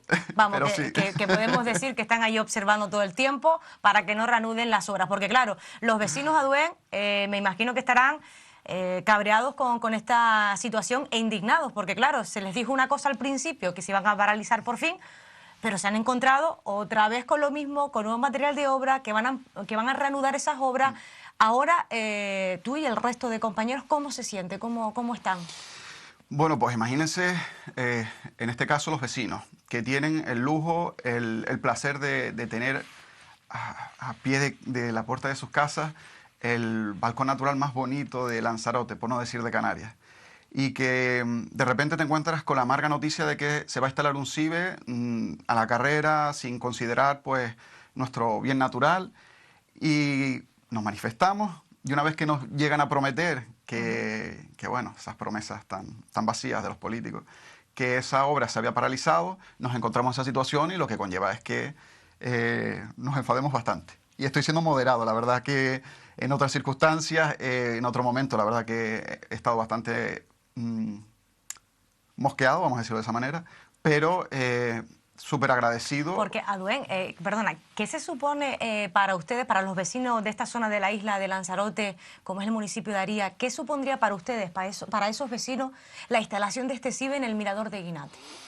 A ver, es como cuando tienes una obra de arte de valor incalculable en tu casa y llega alguien, sin tú esperártelo, y viene con un rotulador y pinta por arriba. Para nosotros es eso. Tenemos un patrimonio natural tan importante y que lleguen desde Madrid a imponernos algo sin conocer, sin haber pisado Lanzarote, sin haber pisado el mirador natural más bonito de nuestra isla, es que es inadmisible e inaceptable y creo que es producto de la ignorancia de no conocer nuestro territorio. Aduén, entiendo que van a continuar con las concentraciones, ¿verdad? ¿La próxima cuándo será? Vamos a seguir controlando. Ya hemos pasado de manifestarnos los domingos porque vimos que no era suficiente a simplemente a controlar durante toda la semana. Toda la semana. Y es decir, que hasta el día de hoy no ha aparecido más ese trabajador. Nadie. Después de que hablase con él de forma educada, eso fue un jueves. No apareció fue un miércoles, no apareció ni el jueves ni el viernes, entonces yo ya tenía bastante claro Creo que no te quieren más. preguntar algo desde Plato, Manolo. Sí, David estaba atendiendo a Aduén y quería preguntarle algo. Sí, buenas noches. La verdad es que a mí este tema me parece muy interesante. Obviamente yo considero que esa infraestructura es fundamental, que ya debería estar instalada en la isla de Lanzarote. Probablemente tengan razón en que ese no sea el sitio ideal. No conozco el tema en profundidad, pero sí que es verdad que cuando hoy me dijeron, bueno, vamos a tener una conexión con Lanzarote y va a entrar Aduén, pues yo, la verdad, dije, perdonadme porque no conozco el día a día de la actualidad de Lanzarote, entonces pues, me he intentado documentar, ¿no? Entonces yo quería aclarar algunas cosas porque para mí me parecen importantes, Aduén. Entiendo que estás promoviendo esto desde una asociación, pero ¿eres el mismo Aduén que es presidente del Partido Popular de Aría y que fue candidato en las elecciones de 2019? Estuve en política en el 2019, correcto, y después me di de baja de la política, dejé la vida política porque de forma ignorante tal vez pensaba que desde la política se podía ayudar, pero bueno, me equivoqué y continué con lo que a mí me gusta, seguir trabajando con la ciudadanía a través de las organizaciones pues, ecologistas, ONG, etcétera. Porque eres biólogo, ¿verdad? Sí, así es. ¿Qué hay de política en todo esto y qué hay de biología o de defensa, digamos, de la ciencia, Aduén? Pues de política, ninguna en absoluto. Es más, creo que, no sé si conoce el Mirador de Guinate. Sí, lo conozco físicamente, pero no conozco los valores que puede tener y que tú defiendes, y que estoy convencido de que es así, ¿eh? En eso no pongo de duda. Lo que pasa es que sí que es verdad que me ha llamado la atención que, teniendo en cuenta que fuiste el candidato en las últimas elecciones, que no estás en política, dices que por cuestiones que no se cambian, pero la realidad es que sacaste 122 votos y con eso no pudiste ser concejal. Me gustaría saber, si hubieras sido concejal, si hoy estarías hablando como concejal o estarías hablando como activista. Eso, como esa parte no la sé, sí te quiero preguntar si a día de hoy esto que estás haciendo lo haces ¿por una cuestión de ideología política o por una cuestión de activismo científico? Proteger la naturaleza no creo que, o proteger un bien natural tan importante, o proteger nuestra isla, que es una isla única, no creo que tenga nada que ver con la vida política. Como mencionaba, pues de forma ilusionada o de forma esperanzadora pensaba que desde ese punto, desde la política, se podían cambiar las cosas, pero no. Siempre he estado en organizaciones de toda índole y creo que es lo mejor, lo más adecuado, y luchar junto al pueblo más que delante del pueblo. No sé si me explico bien, porque no sé si, bueno, lo hemos visto, que los políticos realmente, al fin y al cabo, están para su interés personal, y tal vez sea una visión personalísima, y tal vez me equivoque. Pero no, esto es siempre, los que me conocen bastante bien saben que amo mi tierra, que lucho siempre por ella, lo hago de forma privada, de forma pública, y que si la pregunta va más allá, si es por en un futuro presentarme en política, ya les digo que... Era mi siguiente pregunta, Albert. Pues ya te la hiciste tú mismo, así que... No es así, entiendo entonces. No, en absoluto, en absoluto. Vuelvo a insistir y vuelvo a entonar mea culpa en su momento. No voy a negar que en ese corto periodo, en ese añito que estuve, conocí a grandes personas que ahora son mis amigos y mis amigas, pero que no hay omeprazol ni Almax suficiente para tratar los dolores de estómago que genera el estar en política. Así que espero que los televidentes hayan comprendido que esto no es nada en absoluto con la política, que por desgracia todo lo que se haga de cara al público se vicia con ese mundo, pero no. Si conocen Lanzarote, si conocen nuestra tierra, si valoran este bien natural tan importante en el que todos vivimos, creo que nada tiene que ver con eso. Te damos las gracias, Aduen, por haber respondido y sobre todo por tener gente como tú que da pasos en la política y luego les entra un retortiño que dice quita, quita, quita, y prefiere seguir en lo suyo defendiendo a su isla. De verdad, muchísimas gracias. Gracias a ustedes por otorgarme la oportunidad de manifestar lo que hacemos, no solo el que está aquí, sino los compañeros y compañeras que si no fuera por ellos no se lograría absolutamente nada de lo que estamos logrando, que es una batalla colectiva y no individualista. Pues a tu lado tienes ahí a Demelsa y a todo el equipo de Mírame Televisión en la isla de Lanzarote. Muchísimas gracias, amigo. Besos, Demelsa. Gracias. Para ti también, Manolo.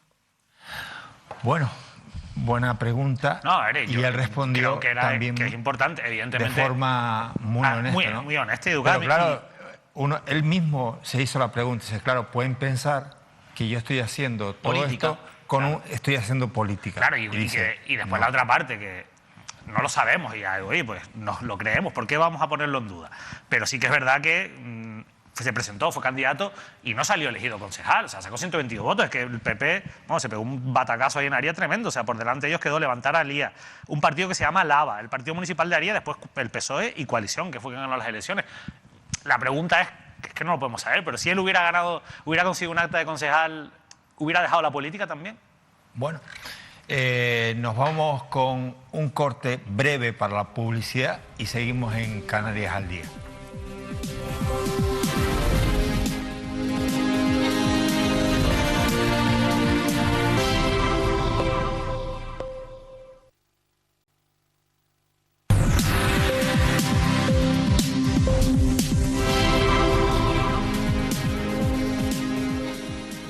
Bueno, seguro que estos días se van a dar un paseo por cualquier ciudad canaria para hacer sus compras en las rebajas.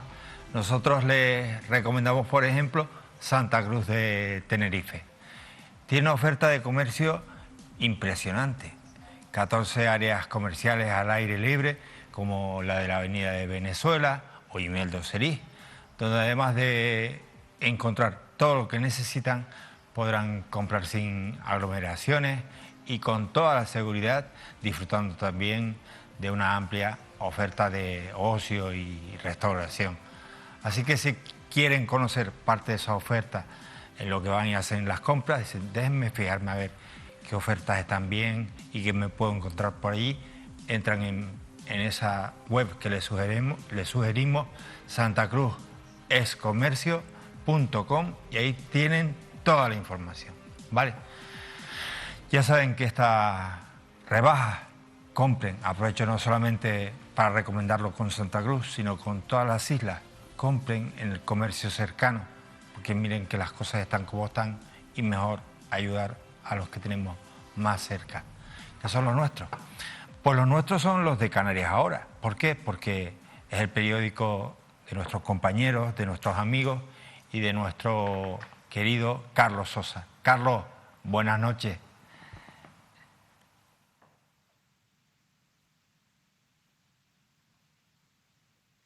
Muy buenas noches, Manuel.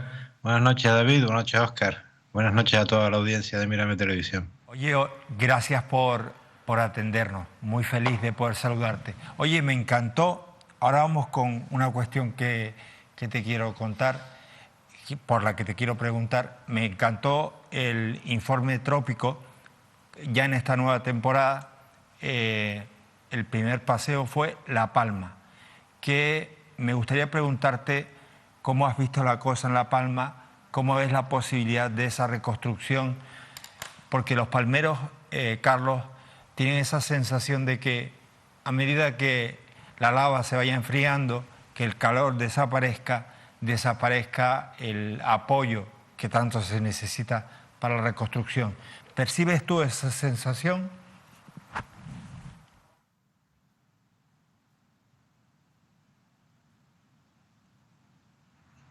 Sí, la sensación que logramos captar en los días que estuvimos visitando La Palma, hablando con muchísima gente, muchas personas aparecieron en el programa, otras no, como sabes, un trabajo televisivo lleva muchas conversaciones y no todas aparecen en pantalla. La sensación más repetida era la de desconcierto y desconfianza. Efectivamente tienen mucho miedo a lo que dices, a quedar abandonados solos, sin la repercusión mediática que ha tenido el espectáculo, porque es un espectáculo de la naturaleza, el espectáculo catastrófico del volcán. Temen que se les olvide.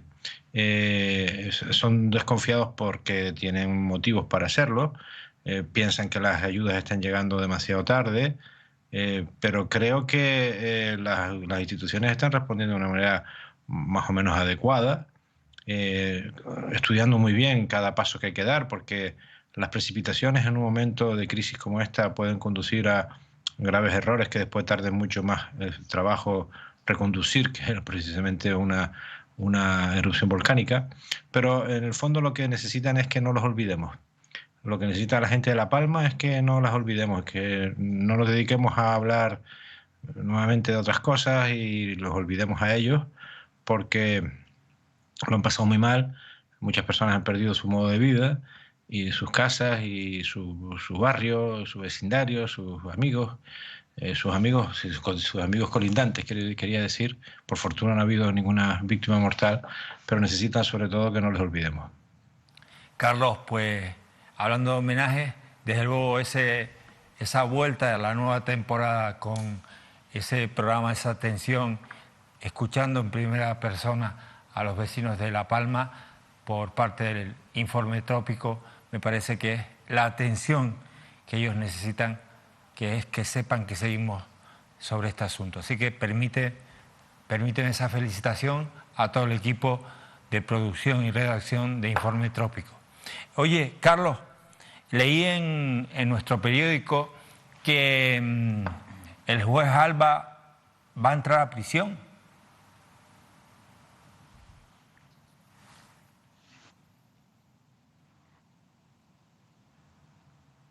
Bueno, has leído que hace 8 días el Tribunal Superior de Justicia de Canarias le dio 10 días de plazo para entrar voluntariamente en prisión. Ese plazo expira dentro de 2 días, el próximo jueves, día 27, tendría que haber entrado teóricamente ya en prisión, porque son los 10 días que se cumplen descontando los sábados y los domingos, que ha habido desde el día 13 hasta la fecha, porque es la ejecución de la sentencia, que es del día 25 de noviembre. Ha pasado exactamente hoy 2 meses y todavía el juez Alba sigue estando en libertad, sigue siendo juez, sigue cobrando del erario público, sigue sin pagar los 12.000 euros de multa a los que fue condenado y sigue sin pagar los 60.000 euros de indemnización al que fue condenado para resarcir de algún modo a la magistrada Victoria Rosell, actual delegada del Gobierno contra la violencia de género, que era la víctima de sus desmanes, de los 3 delitos que cometió, no lo olvidemos: prevaricación, en concurso ideal con cohecho y falsedad en documento judicial. Delitos indescriptibles para un juez, pero que este señor, este delincuente, ya se puede decir que es un delincuente porque la sentencia es firme, cometió para tratar de congraciarse con José Manuel Soria, entonces ministro de Industria, para conseguir un ascenso político dentro de la carrera judicial. Es increíble, te estoy escuchando, Carlos, cómo cuando haces la narración, yo me pregunto cuántas personas habrá en sus casas que dirán, vamos a ver, un juez que tiene que ir a la cárcel, chiquita putada, ¿no? Porque eso es un putadón. Pero ya dicho esto pero es que encima sigue siendo juez y sigue cobrando y no entra a la cárcel. Y aquí cogen a uno con medio gramo de coca y va directo al trullo. Bueno, decirte eso como por robar. Y sin embargo, a este señor todavía no ha entrado en prisión, que bueno, le quedan un par de días, pero sigue cobrando de nosotros, del erario público. Sigue siendo juez.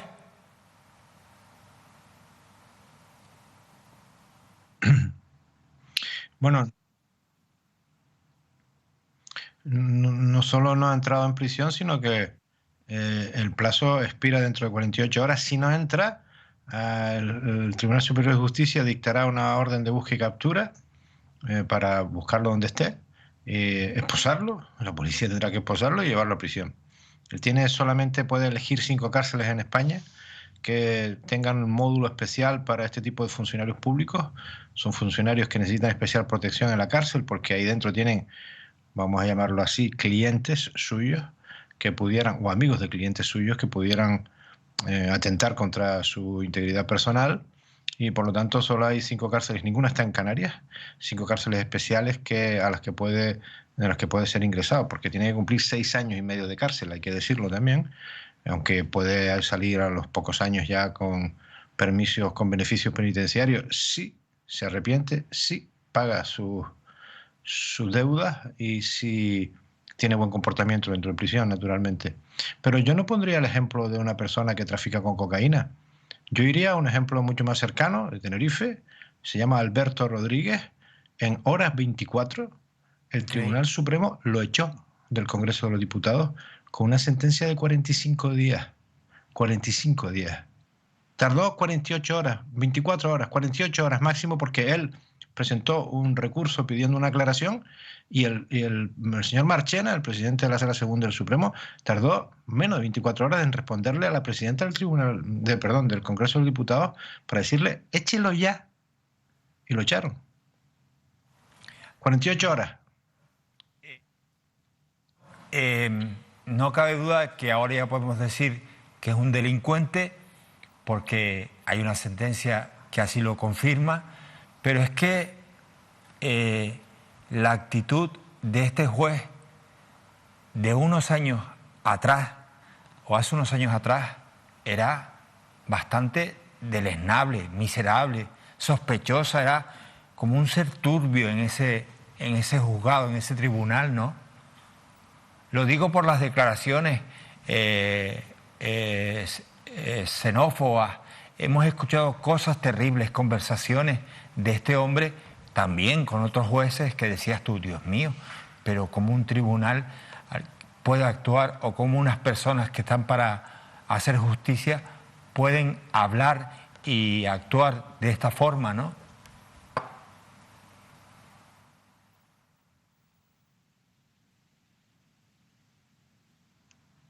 Bueno, el historial de Alba es bastante peripatético, vamos a dejarlo ahí.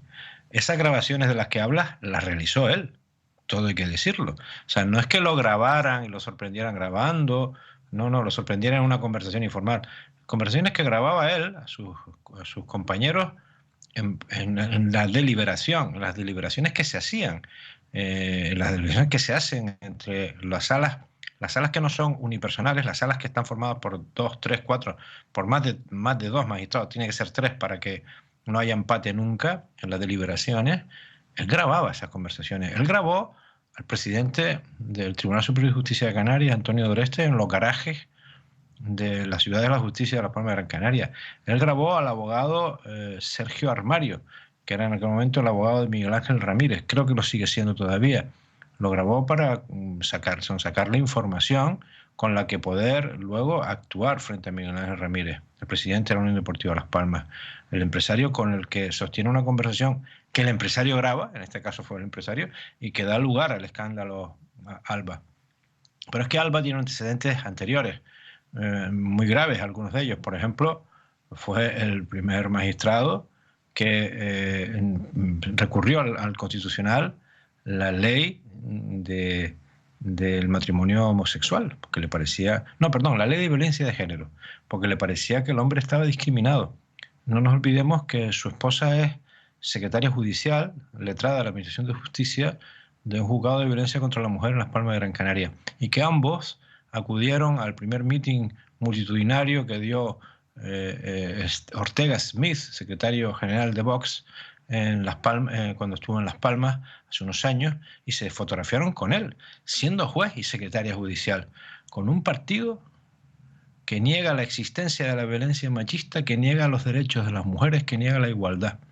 O sea, este es el personaje del que estamos hablando. Un personaje que trató en varias ocasiones de ascender en la carrera judicial, presentándose al Tribunal Superior de Justicia de Canarias y al Consejo General del Poder Judicial, en ambos casos sin éxito, para lo cual ya se cansó de hacerlo por la vía de su asociación, de la Asociación Profesional de la Magistratura, y optó por apoyarse en José Manuel Soria. ¿Cómo no? En José Manuel Soria. Y para congraciarse con él, le ayudó para que una querella que Soria interpuso contra Victoria Rosell pudiera prosperar, con lo cual elevó al Supremo informes falsos, la falsedad documental por la que ha sido condenado, prevaricó, tomó decisiones injustas a sabiendas, y el cohecho viene siendo precisamente conseguir, por la vía de todos esos delitos, por eso el cohecho es medial con la prevaricación, conseguir sus propósitos de congraciarse con José Manuel Soria. No nos olvidemos que Soria, en la sentencia condenatoria de Alba, aparece mencionado 10 veces. 10 veces. Se nombra más a Soria que a Victoria Rosell. Madre mía, qué cosa. Carlos, eso es lo bueno de leer tu periódico, que nos enteramos de muchas cosas. Amigo, gracias por este ratito. Cuídate mucho.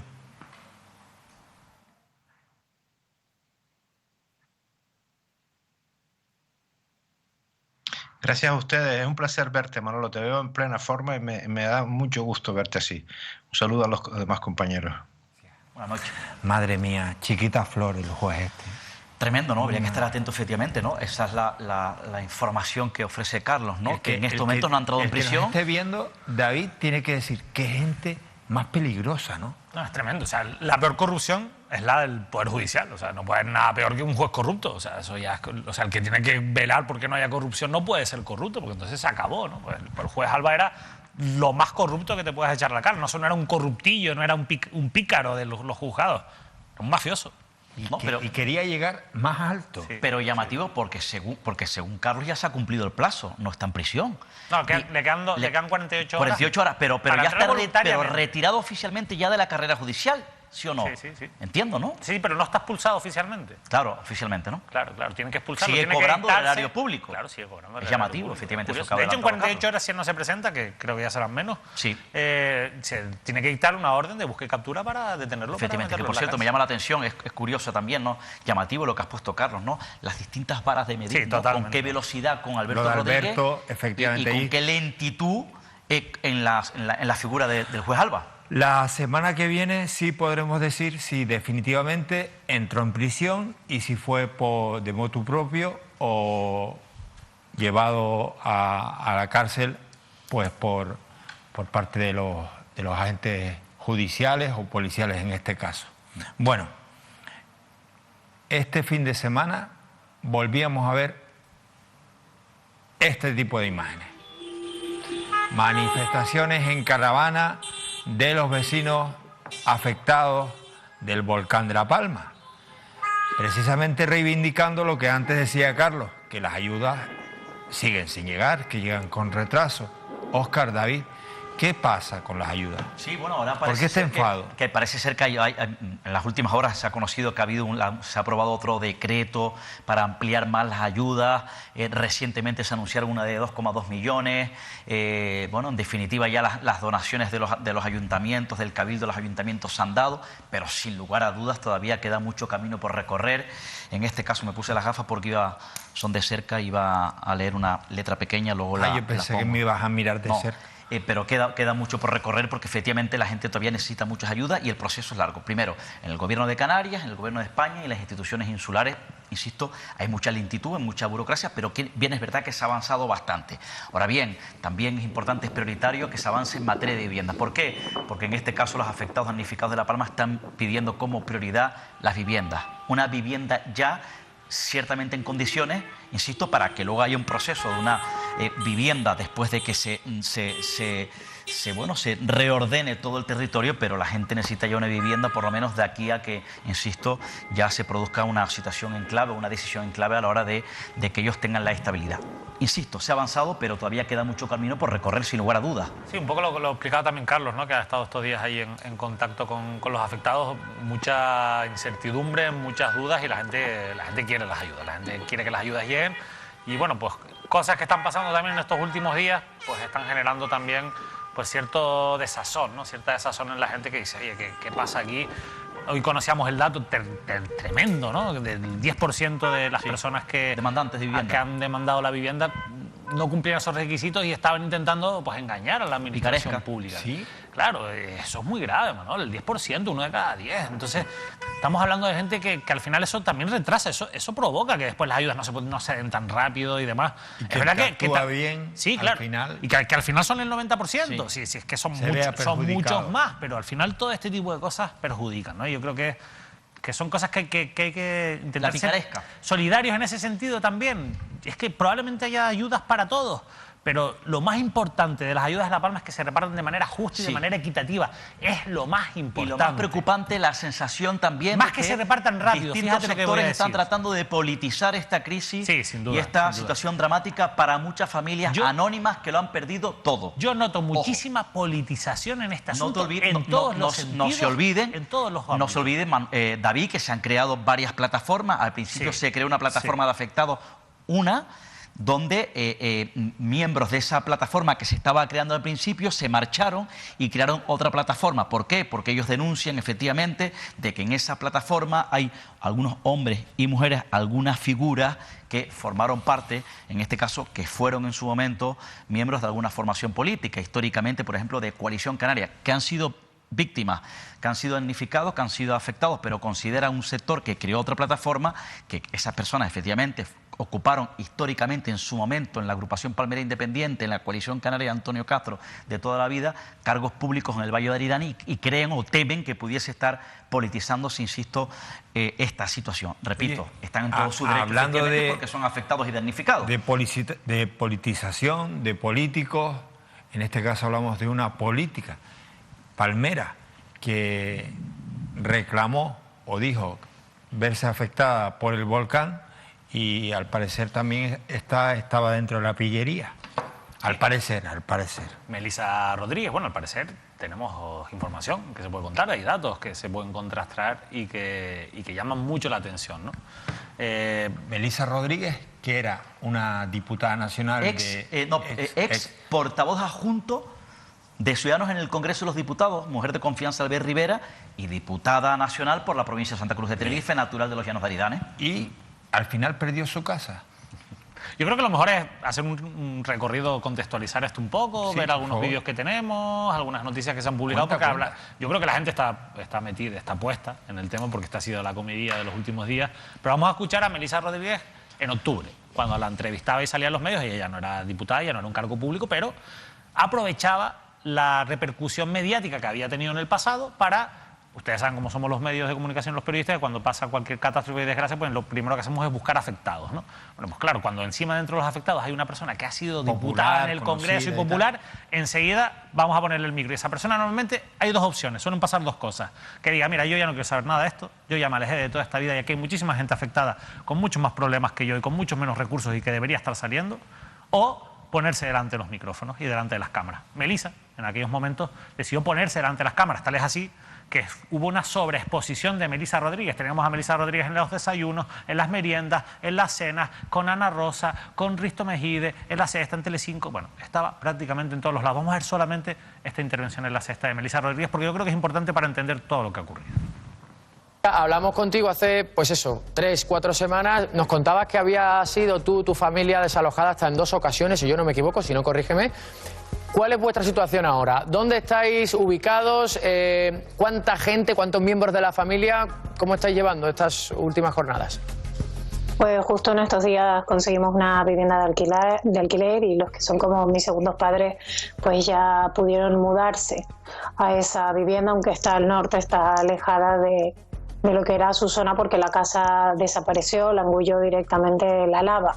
Y bueno, yo estoy en el piso de mi madre e intento teletrabajar desde aquí, a veces es complicado, entonces me estoy moviendo entre varios sitios, pero bueno, antes de ayer me dejaron acceder a mi casa, de la cual fui desalojada en primera instancia por primera vez, y era desolador el manto de ceniza que la cubría, y gracias a 3 militares que nos ayudaron a vaciar esa azotea y esos patios de ceniza por temor a que lloviese. O sea que ayer pudiste entrar en la que es tu vivienda habitual, no sé cuánto tiempo estuviste y sobre todo qué sensación se le queda a uno cuando tiene que salir de ahí, obviamente, volver a ese piso en el que estás, en casa de tu madre, con la sensación de que no sabes si vas a poder regresar. No, realmente fue antes de ayer y sí que tengo que decir que cuando abrí la puerta lo primero que hice fue sentarme en el sofá y llorar. Yo creo que es normal, hacía que no veía mi casa mucho tiempo y el paisaje del barrio era totalmente diferente, no se veía el asfalto, era todo arena. Bueno, esa fue una de las veces que participó. Sí, esta es una de las veces, pero hay un momento clave que es cuando el periodista, que es José Yélamo de La Sexta, le dice, entonces pudiste entrar a tu vivienda habitual. Claro, sí. Y no es una expresión que haya dicho al azar, que le haya salido así, es muy intencionada, porque lo importante, y es un dato muy importante, es diferenciar entre las personas que han perdido su vivienda habitual y las que han perdido sus segundas residencias. No porque eso no les vaya a dar derecho a una indemnización, sino porque evidentemente habrá que priorizar a los que hayan perdido su vivienda habitual y no tengan otro recurso habitacional. Fíjense la noticia que publicaba el periódico digital El Time este pasado fin de semana. La policía certificó que Melisa Rodríguez no tiene residencia habitual en El Remo, la casa con la que estaba hablando el periodista de La Sexta, no ha perdido propiedades ni es desalojada. ¿Cómo? Claro, vamos por partes a entender esto. ¿Por qué sabe esto el periódico El Timón? Lo sabe porque hay dos certificaciones de la Policía Local de los Llanos de Aridane. ¿Pero por qué hay esas certificaciones de la Policía Local? Bueno, porque hay unas ayudas que son las ayudas de los donativos, las ayudas de los donativos que van entre 1.500 y 3.000 euros. Efectivamente, que van entre 1.500 y 3.000 euros. Fíjense lo que estamos hablando. Con esas ayudas no va a dar para... Ella pide esa ayuda de 1.500 por haber sido desalojada de la vivienda del Remo. Exacto, de la vivienda del Remo.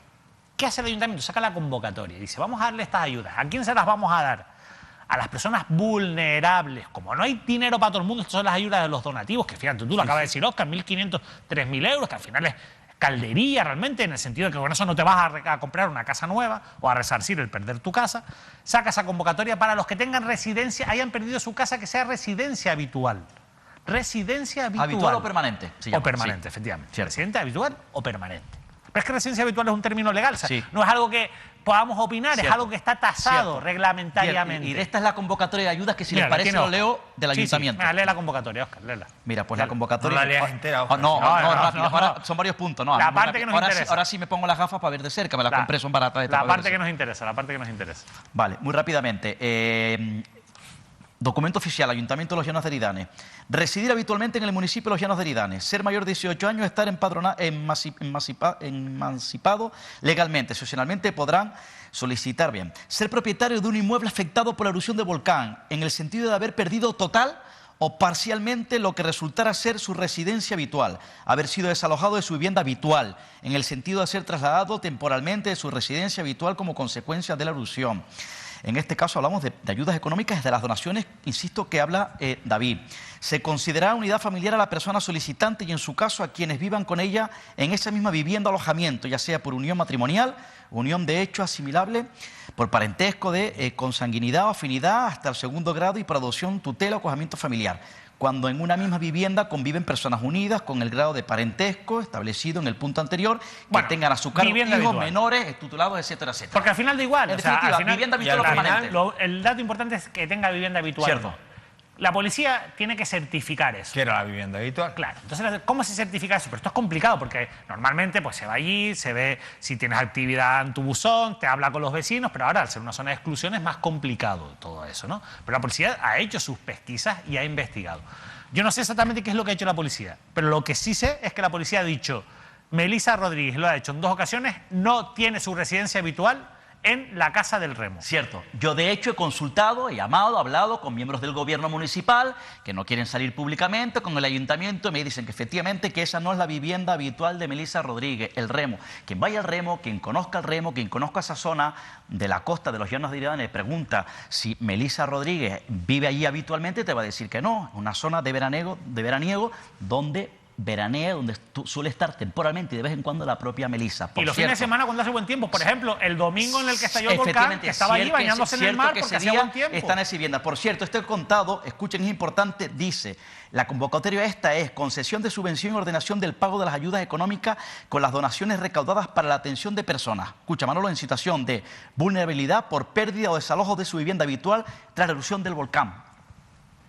Vivienda habitual o permanente. Queda claro que lo que sabemos, por tanto, es que ella dice que esa es su vivienda habitual, lo dice porque ha pedido una ayuda, porque ella conoce cómo funciona la administración, ella no puede alegar que es que ella no sabe lo que está pidiendo, y la policía ha dicho que no, que es quien tiene que certificar esto, que no es su vivienda habitual. Pues bien, Melissa Rodríguez ha contestado en Instagram a la noticia del TIME, bueno, en realidad a lo que ha dicho la policía.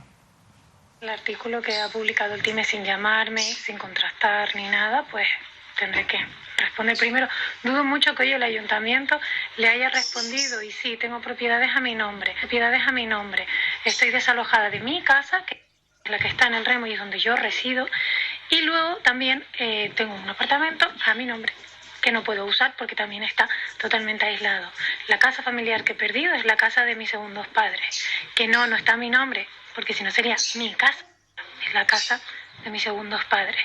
Y más allá de eso, decir que es una pena que estemos llegando a esto, y espero que nadie haya presuntamente financiado este tipo de artículos, porque no entiendo la importancia que se me está dando cuando yo soy una persona que está en la sociedad civil. Y sí, hago la pregunta de si hay gente que lo ha recibido o no, porque conozco mucha gente que no ha recibido ni un solo euro del ayuntamiento referente a las donaciones, ni tampoco del cabildo, y han perdido su casa.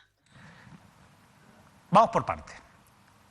Melissa Rodríguez lleva meses saliendo a los medios de comunicación diciendo, uno, que ha perdido 2 viviendas, que ha sido desalojada de 2 viviendas, ¿vale? Una de las viviendas es la del Remo, sí, que sabemos que no es su vivienda habitual según la policía. La otra vivienda afectada es una vivienda de Todoque. Sí. Esa vivienda la perdió, pero es de sus segundos padres. Pues no la perdió, claro, Óscar, no la perdió. Ella no ha perdido nada. Efectivamente. Esa vivienda es de una persona... Perdona, y ahora yo te voy a hablar, Óscar, que creo que esto es importante dejarlo claro, porque legalmente esa vivienda, ella no tiene ningún vínculo con esas personas. Son personas que tiene un vínculo sentimental, pero no ningún vínculo legal. Lo que ellos llaman sus segundos padres son una familia que por los motivos que sean, que a mí no me interesan, han tenido un vínculo muy cercano con ella, pero no es su caso. Es como si unos grandes amigos de mi familia, a los que yo casi considero un tío, unos grandes amigos míos de la infancia que los considero casi hermanos, yo puedo salir por la tele diciendo es que son mis hermanos, son como mis hermanos, pierden la casa y yo digo que es que yo perdí una casa. No, ella no ha perdido ninguna casa en Todoque. Eso es importantísimo. Pero es que nosotros hemos ido a la declaración de bienes que presentó en el Congreso, y en la declaración de bienes ella dice que son los propietarios de una vivienda, un apartamento que adquirió en 2015 y que según me cuenta es un apartamento que tiene en Puerto Najo. Que parece ser que, bueno, ha quedado en una zona de exclusión porque lo han presentado a la gente de Puerto Najo, efectivamente. Pero nosotros hemos llamado, y ahora Óscar esto lo va a explicar mejor, porque además Óscar es palmero, es que al final estamos hablando de La Palma, no estamos hablando de Manhattan, que ahí más o menos todo el mundo se conoce. Y yo he llamado a La Palma y me han dicho que no, David, que esa no es la casa de ella, que esa es la casa. Aquí en La Palma mucha gente tiene una segunda residencia. Segunda residencia. La de verano, la de los fines de semana. Muchas veces son ilegales, otras veces no, pero casi todo el mundo tiene una segunda residencia. Su casa, David, está en Enrique Medero, en el centro de los Llanos, donde vive su madre. Esa es su casa, y a mí donde ella puede quedarse. Donde ella ha vivido. Donde ella ha vivido. ¿Dónde se fue cuando la desalojaron cuando supuestamente la desalojaron del Remo? Pues a su casa de los Llanos, ella misma lo dice. En Enrique Medero, en el centro, está su madre y es su casa donde ella ha vivido. A mí me dicen, que esto es lo que a mí me dicen, que esto lo deberíamos contestar con ella, pero es que ella no quiere entrar, que después se enfada porque un medio no la llama, pero después entrar en la 5, en la Telecinco, en la Sexta, a hacer una entrevista en El Mundo, la llama Mírame Televisión y no quiere entrar, y a mí eso me cabrea muchísimo, porque ella no puede decir que esto es una cuestión particular cuando ha estado en todos los medios exponiéndose y hablando, y es más, hablando como es diputada, porque le preguntaban por qué eras diputada y ella, sí, yo era diputada, y además haciendo política, metiéndose con el gobierno, azotando al gobierno como si quisiera volver a la política. Es curioso, David, perdona, eso me cabrea mucho. Es curioso porque en esas críticas constantes no criticaba al Cabildo, ni al Ayuntamiento, ni al gobierno. Dirigía su discurso al señor Sánchez, al gobierno de España. Y termino, a mí lo que me dicen es que pasa mucho tiempo en Madrid. No sé si allí tiene una vivienda alquilada, en propiedad no, porque si no lo hubiera declarado al Congreso. O de unos terceros padres. O de unos terceros padres, no lo sé. Pasa mucho tiempo en Madrid y su residencia habitual es en los Llanos de Aridane. Cuéntalo tú, Óscar, que tú eres de allí, lo conoces más. Sí, efectivamente, esa vivienda donde, bueno, pues su familia ha vivido. Ella siempre, bueno, cuando ha vivido en los Llanos de Aridane, vivía en Enrique Mederos, en el centro de los Llanos de Aridane, entiendo que es donde vive su madre. Por cierto, yo no sé si tiene derecho la señora Melisa a recibir esa donación, esa ayuda, pero a mí lo que sí considero es una opinión en base a estos hechos, en base a este asunto que ha creado mucha polémica en La Palma, es que me parece una falta de consideración de la propia Melisa Rodríguez. Insisto, no sé si tiene derecho o no, si ella cree que tiene derecho, a toda la familia, a toda la gente que no tiene una vivienda, que ha perdido su primera vivienda habitual, que no tiene segundas viviendas o terceras viviendas de veraniego y que lo están pasando tremendamente mal. Me parece una falta de respeto y una falta de consideración. Eso acaba de decir Óscar, es la clave de todo. Óscar, nosotros sí le vamos a dar el derecho que si Melisa quiere, nosotros le damos el derecho de poder expresarse y contarnos. Sí, bueno, pero es que nuestra compañera Lidia Arias de producción ya le ha mandado un mensaje, la ha llamado. Por eso digo, que a lo mejor de aquí a 15 días o a 20, cuando ya le convenga, pues que venga. Es que a mí me da rabia porque hay mucha gente que lo está pasando mal de verdad. Que lo está pasando mal de verdad. Y cuando digo que lo está pasando mal de verdad, porque fíjate tú, es que voy a ir más allá, porque es que me da rabia, de verdad. O sea, probablemente ella tenga algún derecho por esa casa del Remo, probablemente que lo tenga, aunque no sea su residencia habitual. Pero lo que no puede ser, Manolo, es que por una mísera ayuda de 1.500 euros, una persona que tiene una casa en el Remo, una casa en Los Llanos, que tiene otra casa en Puerto Najo, que tiene esas casas directamente o no directamente, pero que tiene alternativas, esté peleando, engañando a la administración por ayudas, presuntamente engañando, según la policía engañando, por ayudas que son calderillas y que le hacen muchísima falta a gente que no tiene nada, que no tiene nada. Hay una cosa que me llamó la atención, porque ella dice en el vídeo, ella dice en uno de los vídeos que fue ella y va gente, fue a la oficina de registro único, Los Llanos de Aridane, durante 4 veces, cuenta ella, y que no aparecía. Bueno. Mira, señora Rodríguez, usted fue varias veces y no aparecía porque rellenó mal la documentación y le llamaron para que volviese. Vamos a hacer una cosa. La semana que viene el juez Alba, si entró a la cárcel o no. Y la semana que viene vamos a ver si Melisa habla nuevamente en Instagram, en Twitter o con el megáfono en la Plaza de los Llanos, ¿vale? O se viene a mirar. Y terminamos de hablar de este asunto, porque desde luego lo que ha pasado es que la han trincado. Y es lo que hay. Señores, nos vamos. Cuídense. Gracias por vernos.